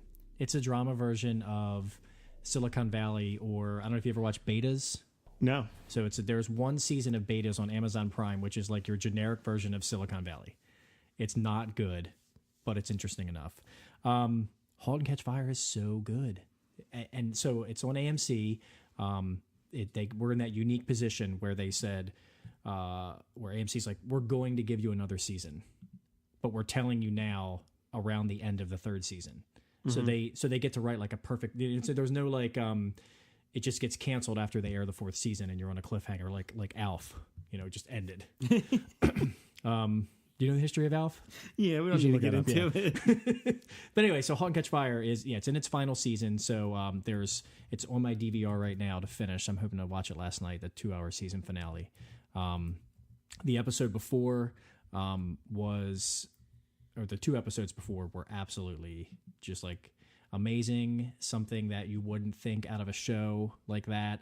I was crying, and then the entire. I think you would be really interested in this. The entire next episode after like this big thing happens is just the weirdest episode, the weirdest hour of television of how I've seen them handle this thing that happens. Okay. And I'm just crying the whole time. Like, it's just like, it was not good. And I even like had to seek out the internet to make sure there's not something wrong with me. And everyone seemed to feel the same way. Everyone was crying. Yeah. So it's really good. So first off, Mackenzie Davis from Blade Runner. Mm-hmm. She's the the prostitute in that movie, so she's the main character in here.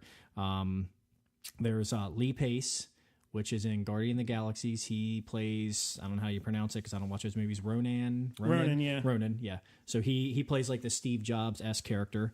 You have Scott McNairy who plays Gordon.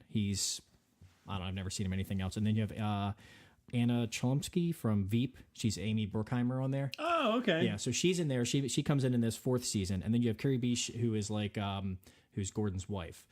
So season 1, making a rival to IBM Computer. So it's like based in real life, but there are, and I don't know if this stuff really happened, but it's based in real life.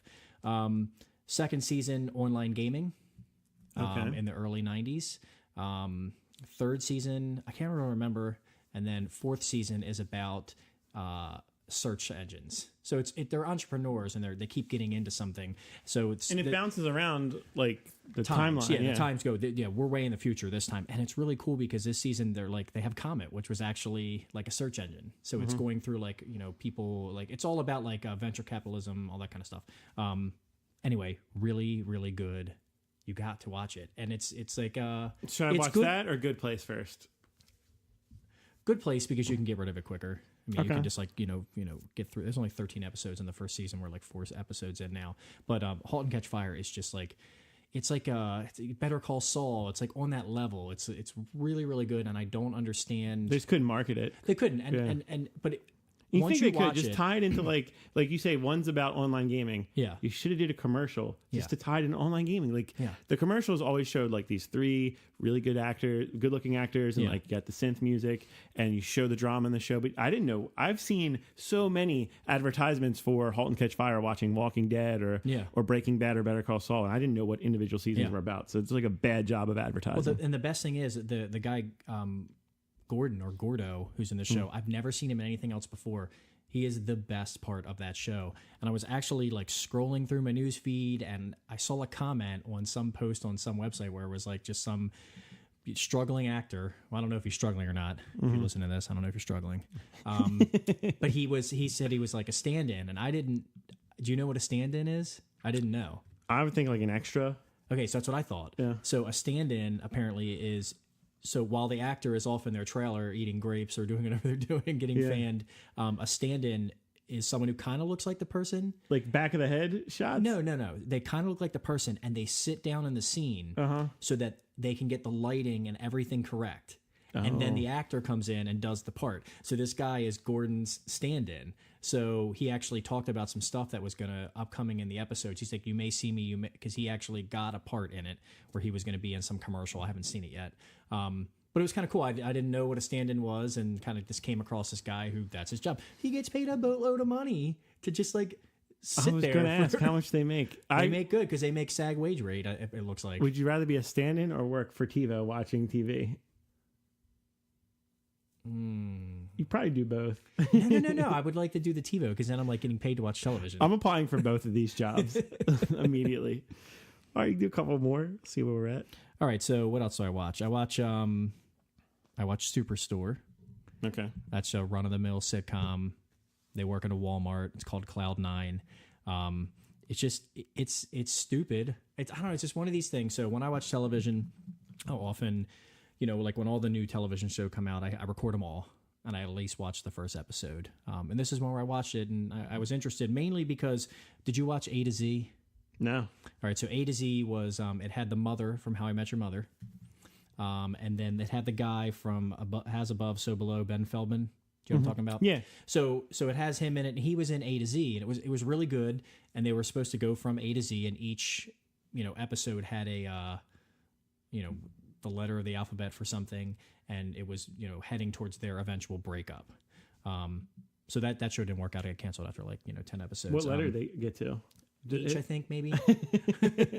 So A to H. Yeah. So that sucks if you invested your time in that show. Yeah. So they so Ben Feldman's in it. It has the if you watch Shameless, it has Lip's Asian girlfriend.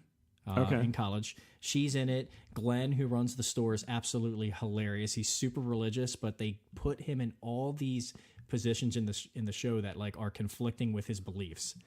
And he just doesn't know how to react to those things. He just kind of bubbles up. He has a very he kind of talks like this, and he just kind of runs away. It's got this real cool handicap guy in his wheelchair, and he just doesn't care about anything. It's got all really good characters in it. It's like an ensemble cast similar to The Office or Parks and Rec. But the best part is in between the actual show going on, they do little 5 to 10 second spots of something weird happening in the store. Like someone going and opening up a bag of M&Ms and eating a few and then putting the bag back with their chewed gum in it. It's just little small scenes like that. It's like the asshole but no, customers they're extras. Yeah, they're not like people who are in the show. So those are pretty funny. All right, so you go for one. Well, here's the thing. So I didn't get to watch anything but the movies for the show. So I saw Doug Stanhope do stand-up comedy. I went to Magoobies, which is, it's like... I hate that setup. Yeah, it's a bad setup for a comedy show. And I love when some of the top comedians like Dave Attell, they'll make fun of it. They'll make fun of the name. And Doug Stanhope's like, Mr. Magoobies here. But the problem with Magoobies is you have these long tables and you barely have room to move in your chair. And you have the chairs are just not enough space for chairs. And you can turn them sideways because the way that it's normally set up is you're sitting and you're looking at the person across from you on the table. You're not looking at the stage. So you have the option of turning your chair and there's not enough room to do that, or kind of arching your neck and hoping you can see around the person's head. You got to do a circular table or small, 2-person tables in a stand-up comedy venue. They do a cool thing, though, which I've seen some do, is if you're a patron of their bar, it's like a workaround. You go to the bar next door, you buy a drink or two, and they let you in first before everyone else because it's general admission. So that's cool. What's the price of the drink at that bar prior? Is it a normal price? $6-7, and it doesn't count. They had it's a bourbon bar, so some of the bourbons are $22. Okay, so so what you were saying there is that it doesn't count towards your drink your minimum. minimum 2 items, because you can get fries and it counts as an item. So that's my problem with this place. I understand that the tickets are cheap, or you're selling them so discounted to get people in the door, and then you're making it up on the minimums, a drink, whatever. Stop doing that. Charge more for the ticket, and give me a normal drink price of $3.50 to $5.50 for a mixed drink, or $3 for a beer. I'm going to come and I'm going to drink. If I go there, I'm just trying to hit the minimum. Yeah, I think everything's overpriced. There's probably some factors in that. It's the way the contracts written out the comic, and I don't think you don't want it to be all you can drink night. You want your stand-up audience to be in the 3 or 4 drink zone, probably. Yeah. Not somebody downing 10 $3 shots. That would be horrible, because I've heard comedians talk about their experience in Vegas shows, and it's performing in front of zoo of humans. Isn't it Patton Oswalt that has something where he talks about going to some Indian reserve casino and everyone's hammered? Yes.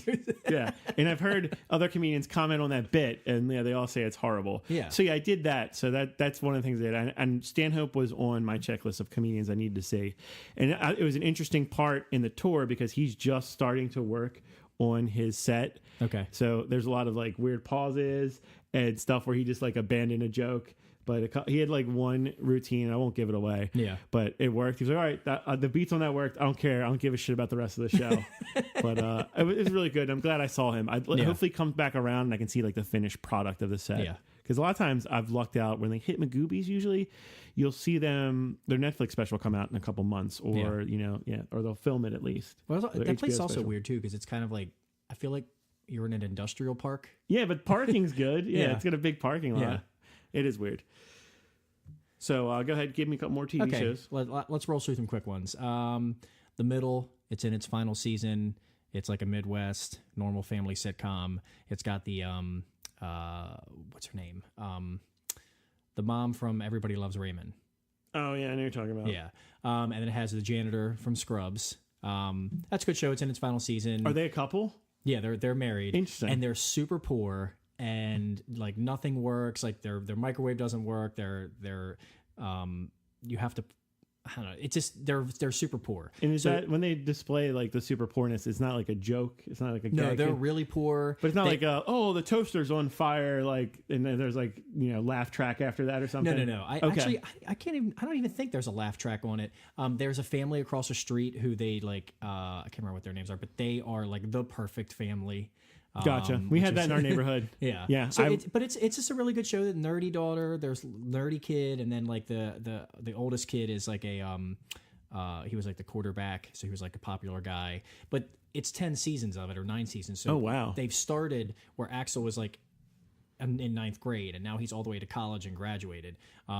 So really like this normal sitcom, but I just got into it a long time ago. I really like that. So that's in the final season. So I'm hoping they hit the lottery. Or something happens where things work out for them. Last Man on Earth started up again.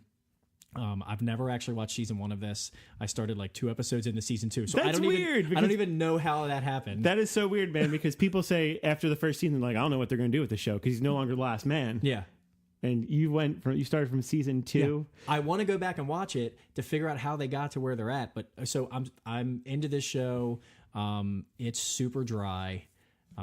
Kristen Wiig shows up. I love Kristen Wiig, and her character's really good. Mm-hmm. And but yeah, so I'm watching that. I'm finishing up New Girl. I don't think that's airing right now, but I have whatever. Mm-hmm. Better Things. Pamela Adlon from Californication, and she was Charlie Runkle's wife. Yeah, she was Mrs. Runkle, and then she's also in like the last couple seasons of Louis. Yeah. She was the girl that he should end up with. Yeah, so it's on FX. It's like 30 minutes. It's different. And she's got 3 kids, and she's just like struggling. She has an ex-husband who finally showed up, so got to see who he was. And I think one of the kids might be trans. I'm not sure. They haven't really tackled that, but there's like it's just really good. She's like a child actor. It kind of feels like the spiritual successor to Louis, right? Like. Yeah, maybe not as stylish as Louis, but I mean, I enjoy it. It was something that I recorded, and I've just ended up watching. It's in its 2nd season now. What else? Broad City. They had the drug episode. I haven't seen it yet. I'm like 2 weeks behind on that. Okay. I'm going to catch up after this episode. Actually, on a lot of TV. Shrooms, and that explains the in the trailer where you saw the eyeballs, the cartoon eyeballs. Nice. So that episode happens. Modern Family. Whatever. I mean, everybody knows what that is. Yeah. The Americans. I watched that. I need to catch up on the Americans. I wrapped up its final season a while ago. Yeah, I need to start watching the Americans. Well, here's the thing. The last season that they just had, it was awful. Oh, don't tell me. I guess tell me that. You just saved me hours. Oh, my God. It was so goddamn slow. But I'm into the show, so I'm going to power through that. We watched it, and we'll just see if it gets better the next season. But it just... she's saying... I thought they just got done filming the last season. No. So I'm a little bit behind. I'm just talking about some stuff that you guys haven't put a lot of time in. But so The Americans is a really good show. And the first couple seasons have been great. This last one was just like, ugh. But I can see that they're kind of nearing the end where they need some of these big plot points they need to hit on. Where kind of like in Breaking Bad, when Hank figures it out. It's like, although Breaking you can't Bad, go that far after Hank figures it out. Yeah, Breaking Bad was paced out perfectly. Like they had a plan. Yeah. I'm like 4 episodes into The Americans, season 1, and just Kerry Russell is such a badass. Yeah, so fucking awesome. So her and her co-star, who are married in the show, are married in real life. See how that works out. Yeah, that happens a lot. So Brooklyn Nine-Nine is back. I haven't watched. I think I watched 1 episode of that. I'm watching Search Party. Season 1. Yeah, because season 2 is not yet. About 3 to 4 episodes into that. How you liking that so far?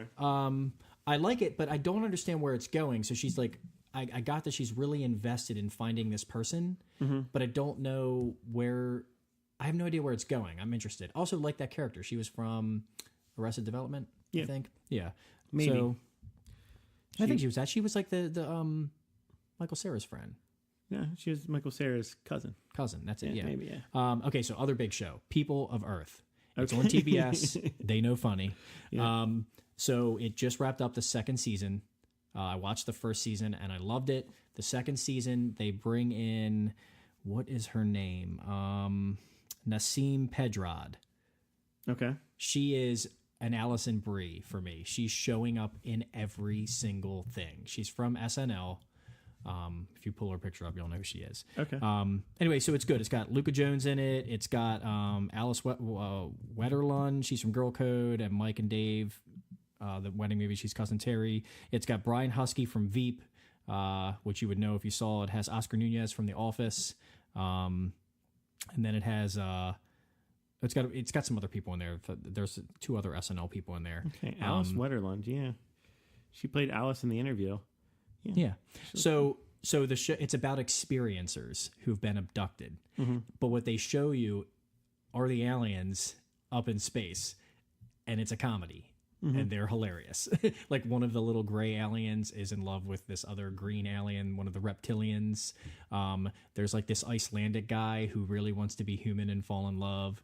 In the second season, there's an alien merger. So this one company buys the other alien company, so now they have to like report to this box. What? Dude, it's ridiculous. So but so all these people have a similar experience, and it's them piecing together that maybe they had the same experience, maybe they were together, maybe they weren't. And then Nasim is the person who is like the FBI agent, so she is getting involved now, but she's having difficulty like reconciling whether this stuff is real or not. But it is really, really funny. And this guy Jeff, the aliens up in space. It's really funny. Anyway, so I've heard good things about that one. Yeah. That's a potential to add on my list. It's gonna have to be after the fall TV season because I'm like I said 2 weeks behind. Yeah. What I watch now, which is very little compared to you, especially. Yeah. So I got 2 more things here, maybe 3 more things. So American Horror Story Cult.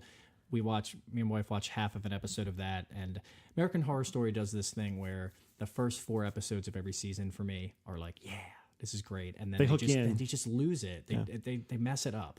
It's interesting you say that because 4 is the magic number for me, where I'm like in or out. Yeah, and sometimes it'll get you into a show that you're like, "Fuck, I'm already invested." Yeah. So, but it's like it's really political. The first episode, and it just had me not interested in it. It was like just really liberal. Which is not a problem. Which is not a problem. It's just too slanted. It was just I don't know. It wasn't. I had a problem with it. This Is Us. I watch. I don't know if you know anything about. That's the one that makes everyone cry, right? Yes, I cry every episode. Okay. The most recent one, not so much. But they just do the music, like the backstory. Like it's not a show I think you would ever watch, but I absolutely love that show.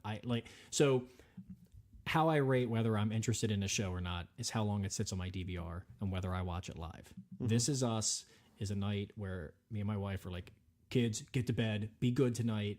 We got to watch This Is Us, and we'll stay up late to watch it. It's that good. So what are the other? Good Place. I haven't watched the most recent episode, but that's good. You've talked about that ad nauseum, so we don't need to talk about that. Curb. Did you watch the most recent Curb? I only have seen the first one. Like I said, I'm so behind. Disappointed in the second episode. I've heard that, yeah. Yeah, it was just like, it's Curb, but it just wasn't anything special. And maybe it's like the hype, is kind of overdone itself. And then I guess the last thing would be, what else I got on here? I guess that would be it. Okay. Yeah. So that's what we were watching. I'd say the other thing I'll tell you that I did, because, I was not watching movies, not sitting on the couch. I went to a concert. I saw Against Me, Bleached, and The Nile at 930 Club. And I made the mistake. As I said earlier in the podcast, I went and ordered some food. So pizza was $3 a slice, or you could get a whole pizza for $10. So you get the whole pizza. Yeah. And I was like, I don't know if I can eat a whole pizza, but they had gluten-free, which usually means to me like super thin crust. And I ate 1.5 gluten-free pizzas before. And I'm not a big eater. I'm not a huge guy. So I decided to do that, and I finished most of it. The last 2 slices, I just ate the cheese and the toppings. I didn't want to waste it all. But it was thick. It was like spongy.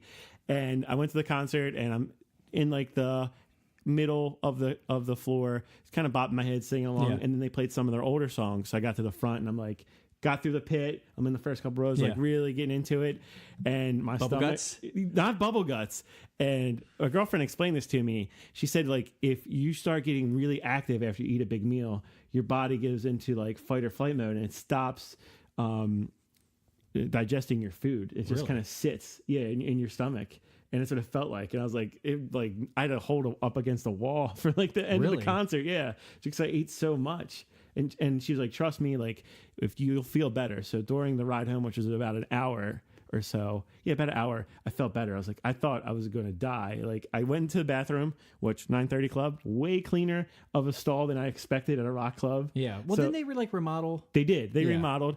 And I was like, that's a no poop zone for me. And I was like, I got to poop this evil out. And I couldn't. It wasn't that I had to poop. It was just like I had so much food lodged in a certain part of my body. I just don't know that I'm getting food at a music venue. Well, no, I went to the Satellite is, it's next to the 9:30 Club, and it might be the same owners. And it's like, they had interesting sandwiches and stuff before. Now it's just wings, salads, pizzas, booze, and they have like boozy milkshakes. Yeah. That's all they serve. And the way we headed up there was some traffic, so we only had time to really show up there and eat there, because it was a little bit of a road trip for us. Have you seen the Anthem? No, I haven't been to the Anthem yet. Well, no one's been. It just opened on Thursday. But have you seen the pictures? No. So 2,500 to 6,000 people. Yeah. It adjusts itself. Foo Fighters just played there. I had some friends who went to like their soft opening, so I saw some pictures, and then Lenny went to see Foo Fighters there, and that venue looks amazing. I have to check it out. Looks like, I started looking at the calendar to find, a time to go there. It looks really good. I'm at that point in my life where parking situation matters for concert venues too. Oh, I always pay for parking for 9:30 clubs. You're in that little lot behind. Yeah, that's what I did too. Yeah. And I used to park at the hospital and then walk down the street, fearing for my life. I used to do it all the time. It was like a challenge. I'm gonna save a little bit of money. That's 2 more beers I can buy. Yeah. So I can't remember if we ended a segment or started a new one. I'm pretty sure we started a new one. Let me look. No, we did. We talked about, we're done with TV. Yeah, we're done with TV. Yeah, we're TV.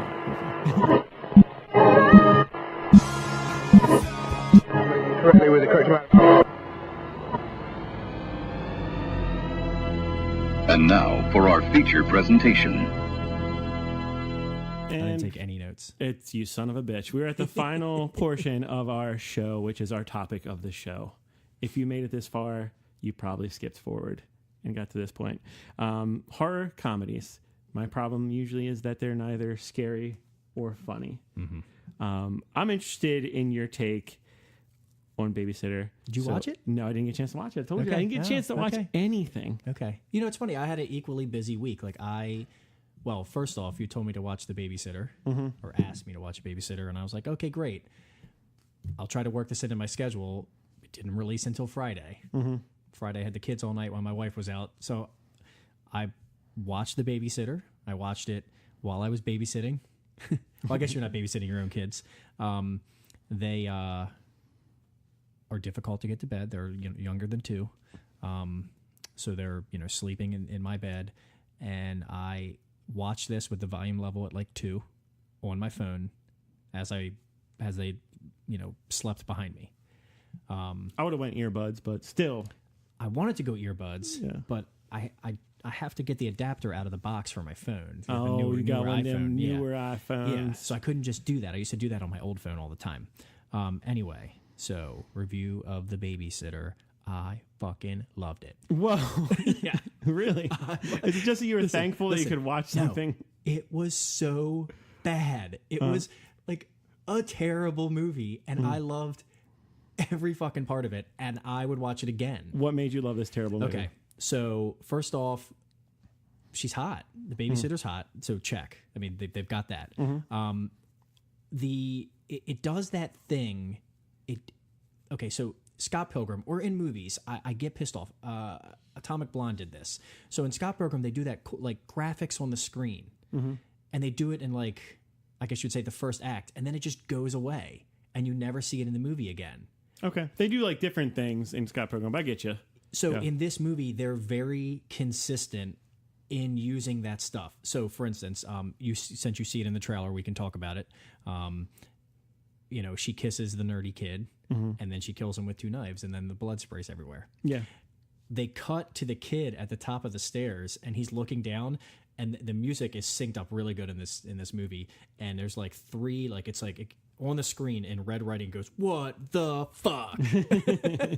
So there's like, he has a pocket knife at one point, and he pulls the pocket knife out, and it says pocket knife on the screen, and then he's like trying to cut the rope on his hand, and it's like, "Pocket knife, bitches." Like, so it does that stuff throughout the whole thing. And that added to the movie? That adds to the movie. They're listing, in the beginning of the movie, they're listing people that, I can't remember, I'm not going to remember this right. People they're taking on their intergalactic mission to destroy some kind of alien. So as like they're listing the people they would take, like the list is coming up on the screen. I like that kind of stuff in movies. And it consistently did it throughout the movie. There is some ridiculous shit. First off, he just lives on a normal block where there's other houses around, and they're just like shooting guns and making a shit ton of noise. Like suburban America. Yeah. But not a single person comes out of their house to see what's going on. It doesn't make any sense. There's just like people dying outside. Like everyone dies. So like, you know, spoiler. You know, like it's, well, not everyone, but whatever. So the it's absolutely ridiculous. The death scenes are ridiculous, like how these people die, like everything about it. You know, even at the end, like it's hard to talk about this without spoilers, but it's just try. It's an awful movie, but it is really good. I like the music in it. The little kid is not a good actor. No one is really acting that well in it. Is it scary? No, it's not scary. It's funny. It is full on funny. Like I said, the death scenes are stupid. They're like there's a lot going into some of these death scenes. Like, is it the gore? How about the gore? Because a lot of people want to know. There is blood. But yeah, there's not really gore. I would say that somebody dies, there's no blood. Someone else gets. There's a, you know, fireworks, bug spray, and a lighter. There's a death scene. That's interesting. Yeah. Which they kind of set that up too. So that's not so much of a spoiler, but you know, they kind of set that up. It's the payoff at the end for like the final hoorah is pretty stupid.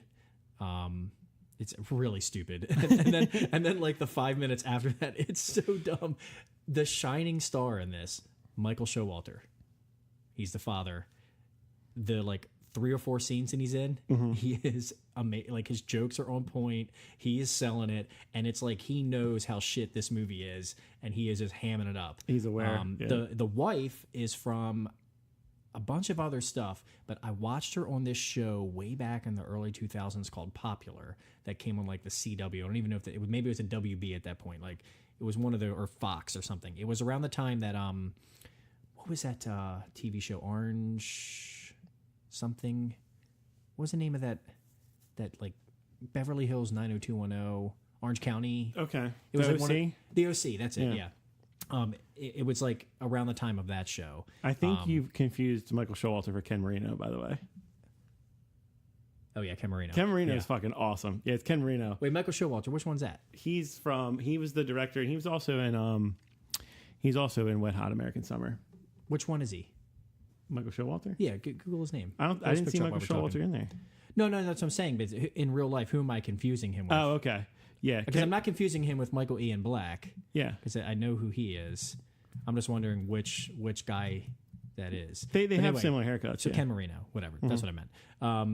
But anyway, yeah, it was good. Whoever McG is who made this movie. Oh, yeah, not that guy. McG is the director of the old Charlie's Angels movies. Okay. Yeah. Dude, I'm telling you, watch it. It is worth watching. No going in that it's so bad, but it is 100% worth watching. Okay. I mean, that's what horror movie fans like. They are very forgiving.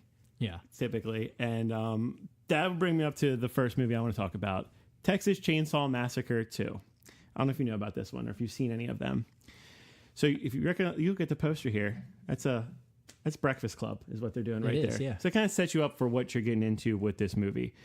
So directed by Tobe Hooper, the same guy who created the original Texas Chainsaw Massacre, and a talented director. He directed Poltergeist as well. There was some budgetary stuff going on here. This was actually made by Canon, which is not known for their production, and they had to cut some stuff out of the movie. A lot of people on social media have told me like they like this sequel because it's easier to get into. It's more rewatchable than the original. The original is like borderline, like people thought it was a snuff film. It looked, it was low budget, it looked realistic, it was gruesome. Toby Hooper contends that there was a lot of like dark humor in that one. You just didn't really, people didn't pick up on it. So immediately you can tell this is a different type of movie. You got these two college-age characters driving around. One's shooting a gun out the door, and they're like prank calling this radio station. They are such exaggerations of real people. They're not realistic people. I can't tell if this movie is like celebrating Texas or mocking it. Okay. It takes place in Texas. There's a lot of Texas-born actors in it, but they're just like, again, exaggerations. They're like caricatures of people. Dennis Hopper is a character who's like ties the two movies together. He plays Lieutenant Lefty Enright. He's related to the victim from the first movie. I don't think Dennis Hopper knows what movie he's in. To me, feels like he's in a different movie than everyone else. And for some reason, he has to fight Leatherface with chainsaws. Yeah. So there's this scene in the movie where I feel like he's risking his life, even if the chains aren't on there. He's like testing out these chainsaws. And he gears himself up where he has two mini chainsaws and holsters on the side of him, and then two full-size chainsaws. So yeah, that's pretty ridiculous. Bill Moseley plays Chop Top Sawyer. He's the brother of Leatherface, who, by the way, his name's Bubba Sawyer. So they really like cartoon up these characters from the first movie. Their father is Drayton Sawyer. He's the cook. He also has the award-winning chili in Texas. They're cannibals. They're cooking up people. And he has a line about it's all about the meat, and we know how to select their meat. And so Bill Moseley, his Chop Top character, he has a scene where he's like lighting a hanger on fire and scratching himself with it. It's really odd. Yeah, that's weird. Leatherface in this looks a lot like Chunk from from Goonies. See, it's just really fucking goofy. And like I said, there in the beginning there's some jump scenes that I was watching late at night, and I'm like, man, I'm kind of fucking creeped out by this movie a little bit. I'm kind of interested now that you're talking about it. Yeah. So I'm missing the main character. It boils down to a radio host is like stalked and victimized by this cannibal family because Dennis Hopper convinces Vanita Stretch Brock. Stretch is the DJ of this station to play the audio of these people being killed because that's a terrible idea. Yeah, the two. They thought it was a prank because it's the two dumb Texas guys I was talking about in the beginning of the movie. Yeah. They meet up with the Sawyer family and they kill them while their phone's still connected to the radio station. So her playing that audio, which it's a terrible idea, makes her a target of the family. There's an altercation between Leatherface and her where he's like starts getting sexual with her. It's really strange. Like she's in a room in the radio station where there's a tub of ice and there's like sodas and beer in it. Yeah. And she's on one end of the tub and he's taking his chainsaw and he's like slicing up all these sodas as like an effect. I don't know. It's a really awkward scene and sodas are exploding and she's got her legs spread out around the tub and he gets his chainsaw close to her and she's like, oh, she's like trying to like calm him down by like being sexual with him and he like turns the chainsaw off and he's like rubbing his chainsaw up her legs and then he like taps her vagina with the top of the chainsaw. It's really weird. So like he like gets falls in love with her and he's kind of soft on her.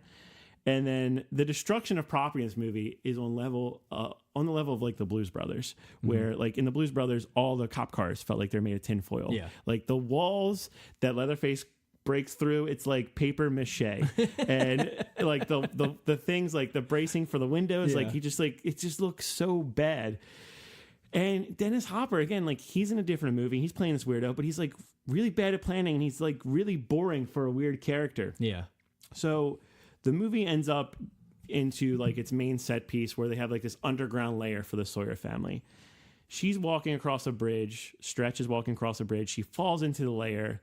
And it looks like one of those haunted rides where you're in a cart and you're going around, like you're on a track. It's like that level. There's lights and there's random dead bodies and cobwebs and dirt and stuff.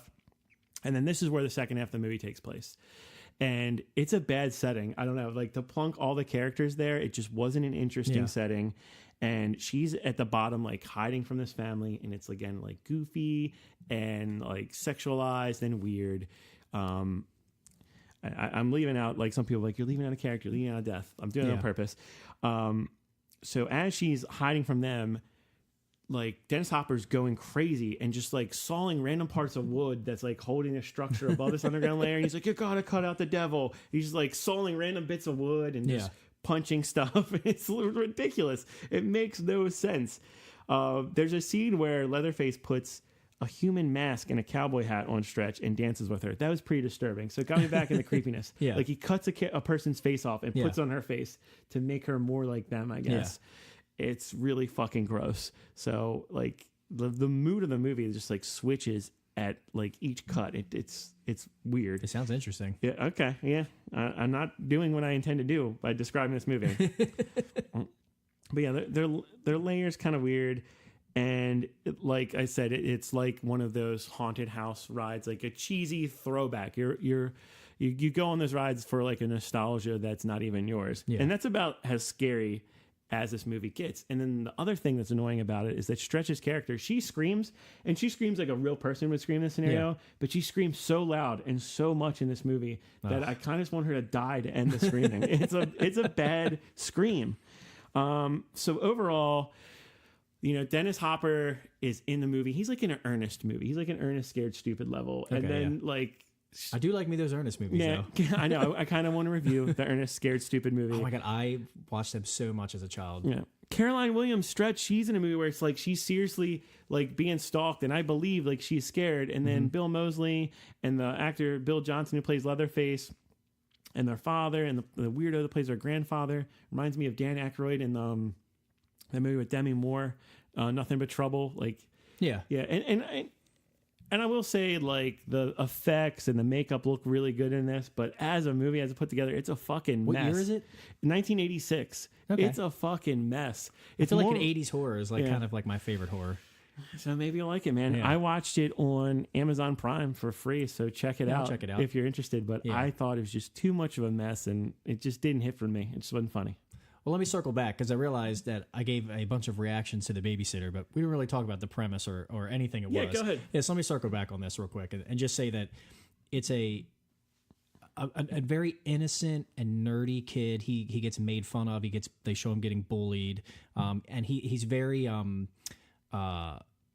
OCD maybe, or like he's like very risk adverse, and he has a very hot babysitter. She drives like a convertible Bronco, and he's got a love interest, like another girl on the bus that you know, they kind of, you can see there's something there, and it's about like what happens after the babysitter goes to bed, and the other girl's like, you know, she's banging dudes, and he's like, no, she's not. I saw it in the trailer. So he like stays up, and essentially it's the quarterback at the local high school, the head cheerleader, the main babysitter, who is kind of like she's like the drifter, but she's like real hot. And then there's your comedic relief. You have like this like exaggerated black guy who's just like, you know, oh man, what, I just got blown. Like it's just like everything's he's like a Wayne's brother. Yeah, it's like everything's like really exaggerated.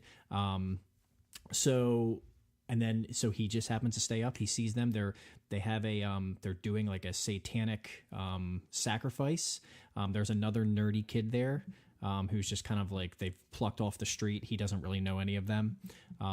And that's kind of the premise is that he sees them do the satanic thing. So they obviously need to get rid of the little kid because he saw what they did. And it's him trying to stay alive and get, oh yeah, there's one other person. There is the Asian girl. And everything's like, it's very like stereotypical people in there, how they do it. Yeah, so then there's her. Like, I can't remember what her name was. Shoshay or something. Shoshay, I think that might be from Girls. But anyway, yeah, so that's kind of the premise on it. So, and then you get into what I said before, which is very ridiculous. So yeah, okay. Well, I'm not going to edit that, but you know, hopefully people listen to the whole thing. The last one I'll bring up until we do our double review of Happy Death Day is Raw. I thought it was really good. This is a French horror movie about a vegetarian who gets hazed and forced to eat meat and gets a taste for it and, you know, goes on like a little killing spree. Interesting. Yeah. It's very well made. It's great acting by the lead.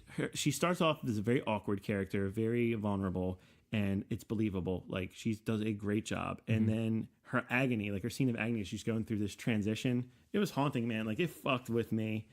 And I've noticed a lot recently with all the movies I've been watching, like if people can do a lot with their eyes or their facial expressions, I think that is a big difference. And she plays a quiet character, so a lot of the acting is just facial expressions. Like she makes you feel, you know, what she's feeling in a scene, in a scenario, just with like her eyes. And the gore in this movie is stomach turning. I finished dinner and watched this movie. It was a big mistake. Yeah. It's the closest I've been to vomiting during a movie. Dude, people eating movies are the worst. Well, it's not all people eating. Like I think she was eating raw chicken. And just that scene and the way it's done with the music, it's beautifully shot, great soundtrack. You know, it got in my head and it got into my stomach. And then it gets even weirder because you find out like there's different characters and their knowledge and what they've gone through, similar situations, and there's some backstory to why this girl's that way. That was interesting. Like the way it comes full circle is really good. It was well thought out. Definitely better acting, directing, writing than you would expect for your average horror movie. I have seen a few French horror movies, but not enough where I could like say this is stereotypical or peg it. So I had no expectations of it. And really cool ending, good twist ending, and the way that they contain the story in this college campus, and it just stuck with characters that mattered. Like when you introduce to a character, there's a reason why they're in the movie. There's not like a bunch of randos in it, really. Yeah. There's like one or two randos. So I thought it was really controlled and suspenseful and gory. It's like I thought it was gonna be more humorous. There is some funny scenes to it, so I picked it for this, you know, the horror comedy topic. Well, how did you land on it as a horror comedy?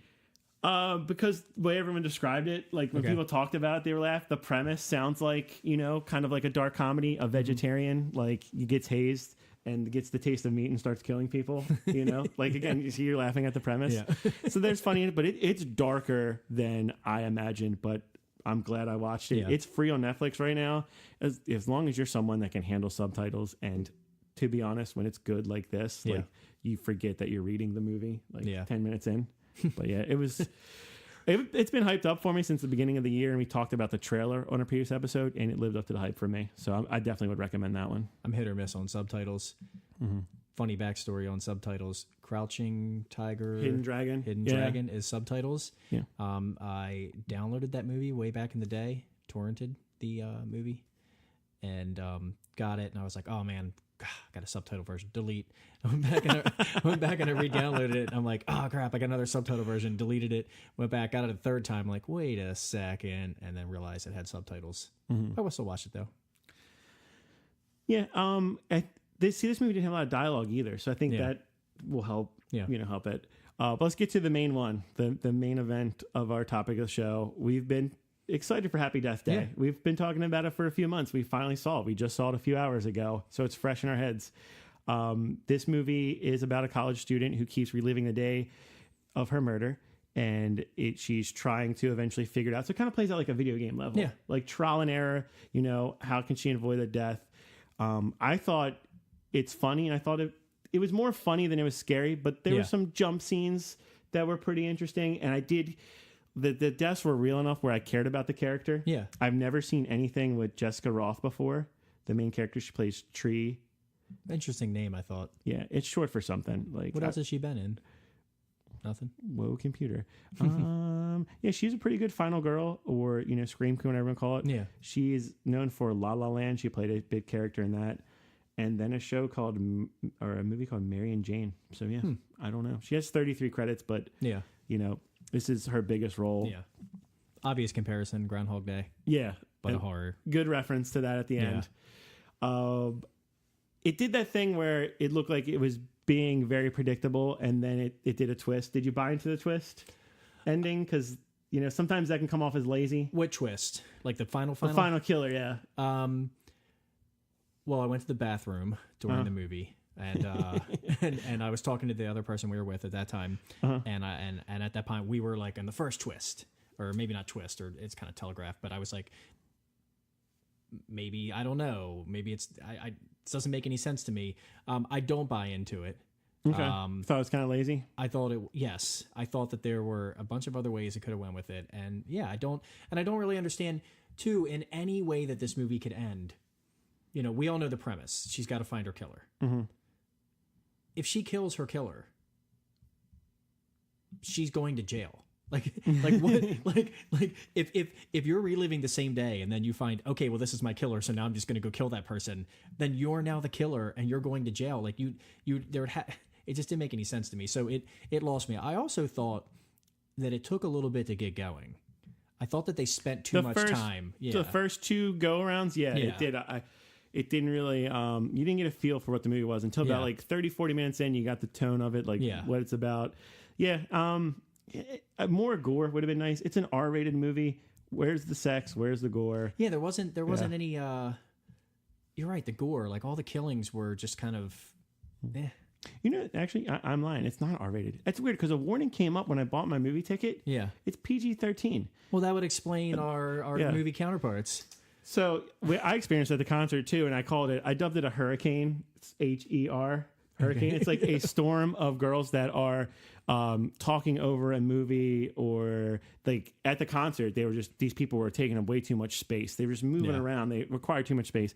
These girls were like taking flash photography. They're taking selfies and flash photos during the movie. Yeah. And fortunately, a friend of mine who didn't come to the movie with us, but was there, yelled at them.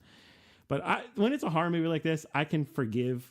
I don't know if it's, because you've been to a showing of Rocky Horror Picture. People talk over horror movies.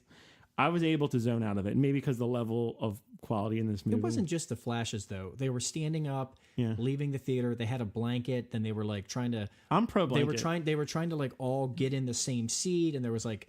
It was like a boy and there was a couple girls. It's just like I was actually kind of interested in what was going on down there. I was like I guess I'm like, what, whatever. Yeah, it's just annoying. But anyway, don't treat the theater like your living room, assholes. Yeah.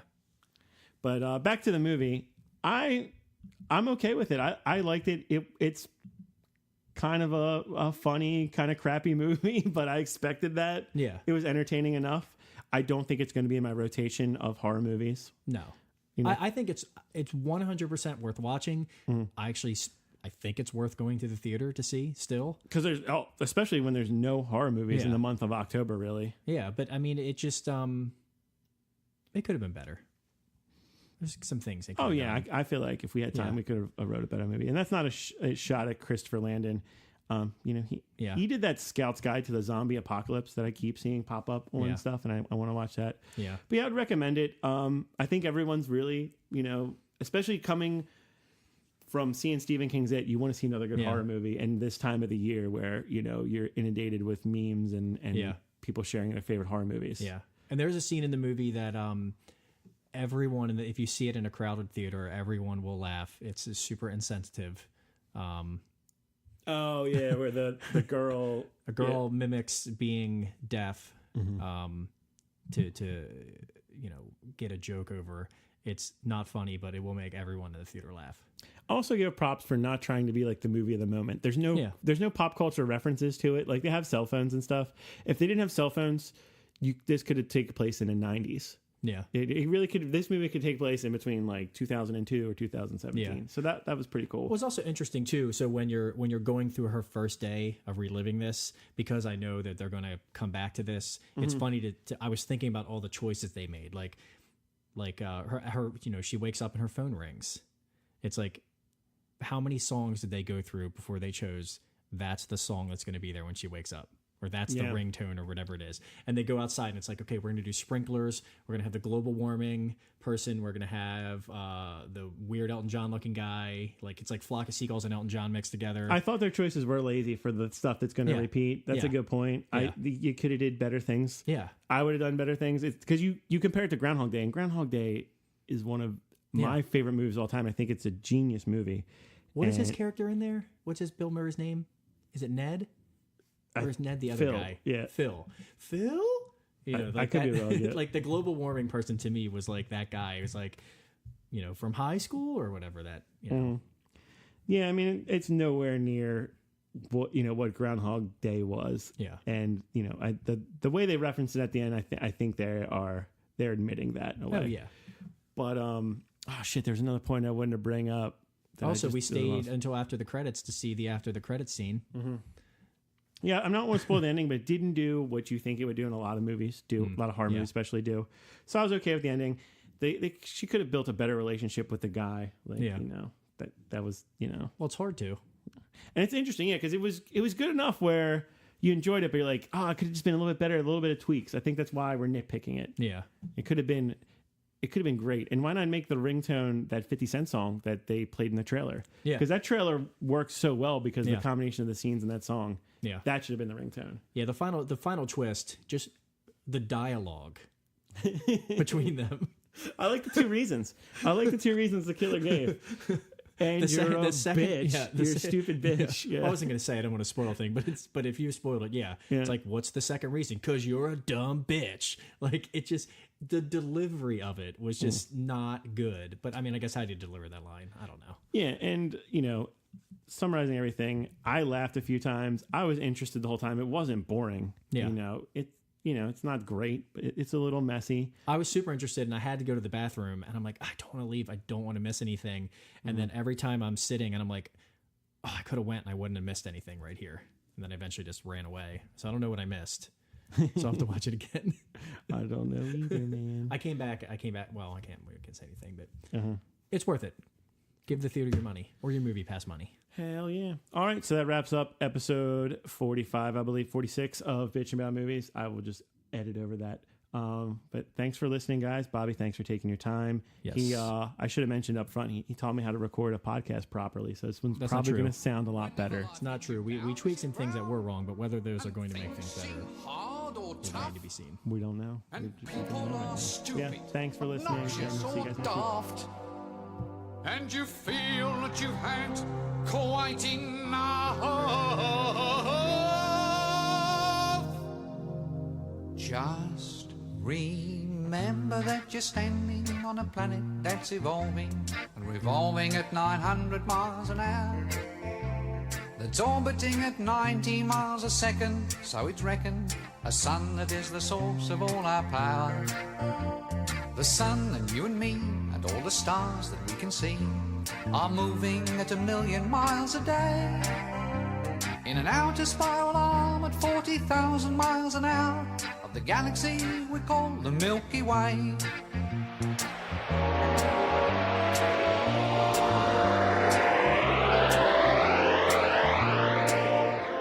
Our galaxy itself contains 100 billion stars. It's 100,000 light years side to side.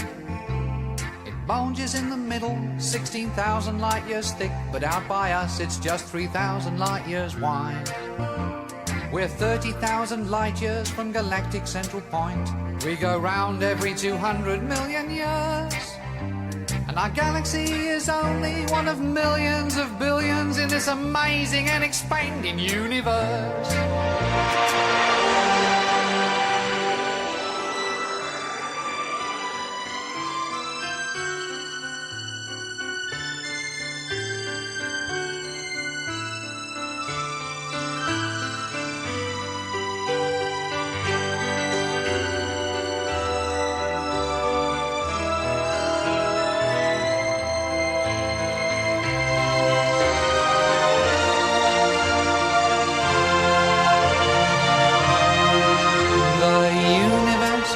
Keeps on expanding and expanding in all of the directions it can whiz, as fast as it can go, at the speed of light, 12 million miles a minute, and that's the fastest speed there is. So remember, when you're feeling very small and insecure, how amazingly unlikely is your birth, and pray that there's intelligent life somewhere up in space, 'cause there's bugger all down here on Earth.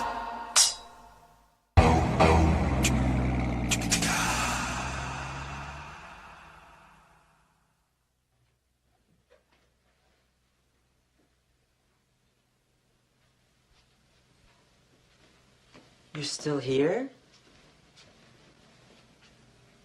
It's over.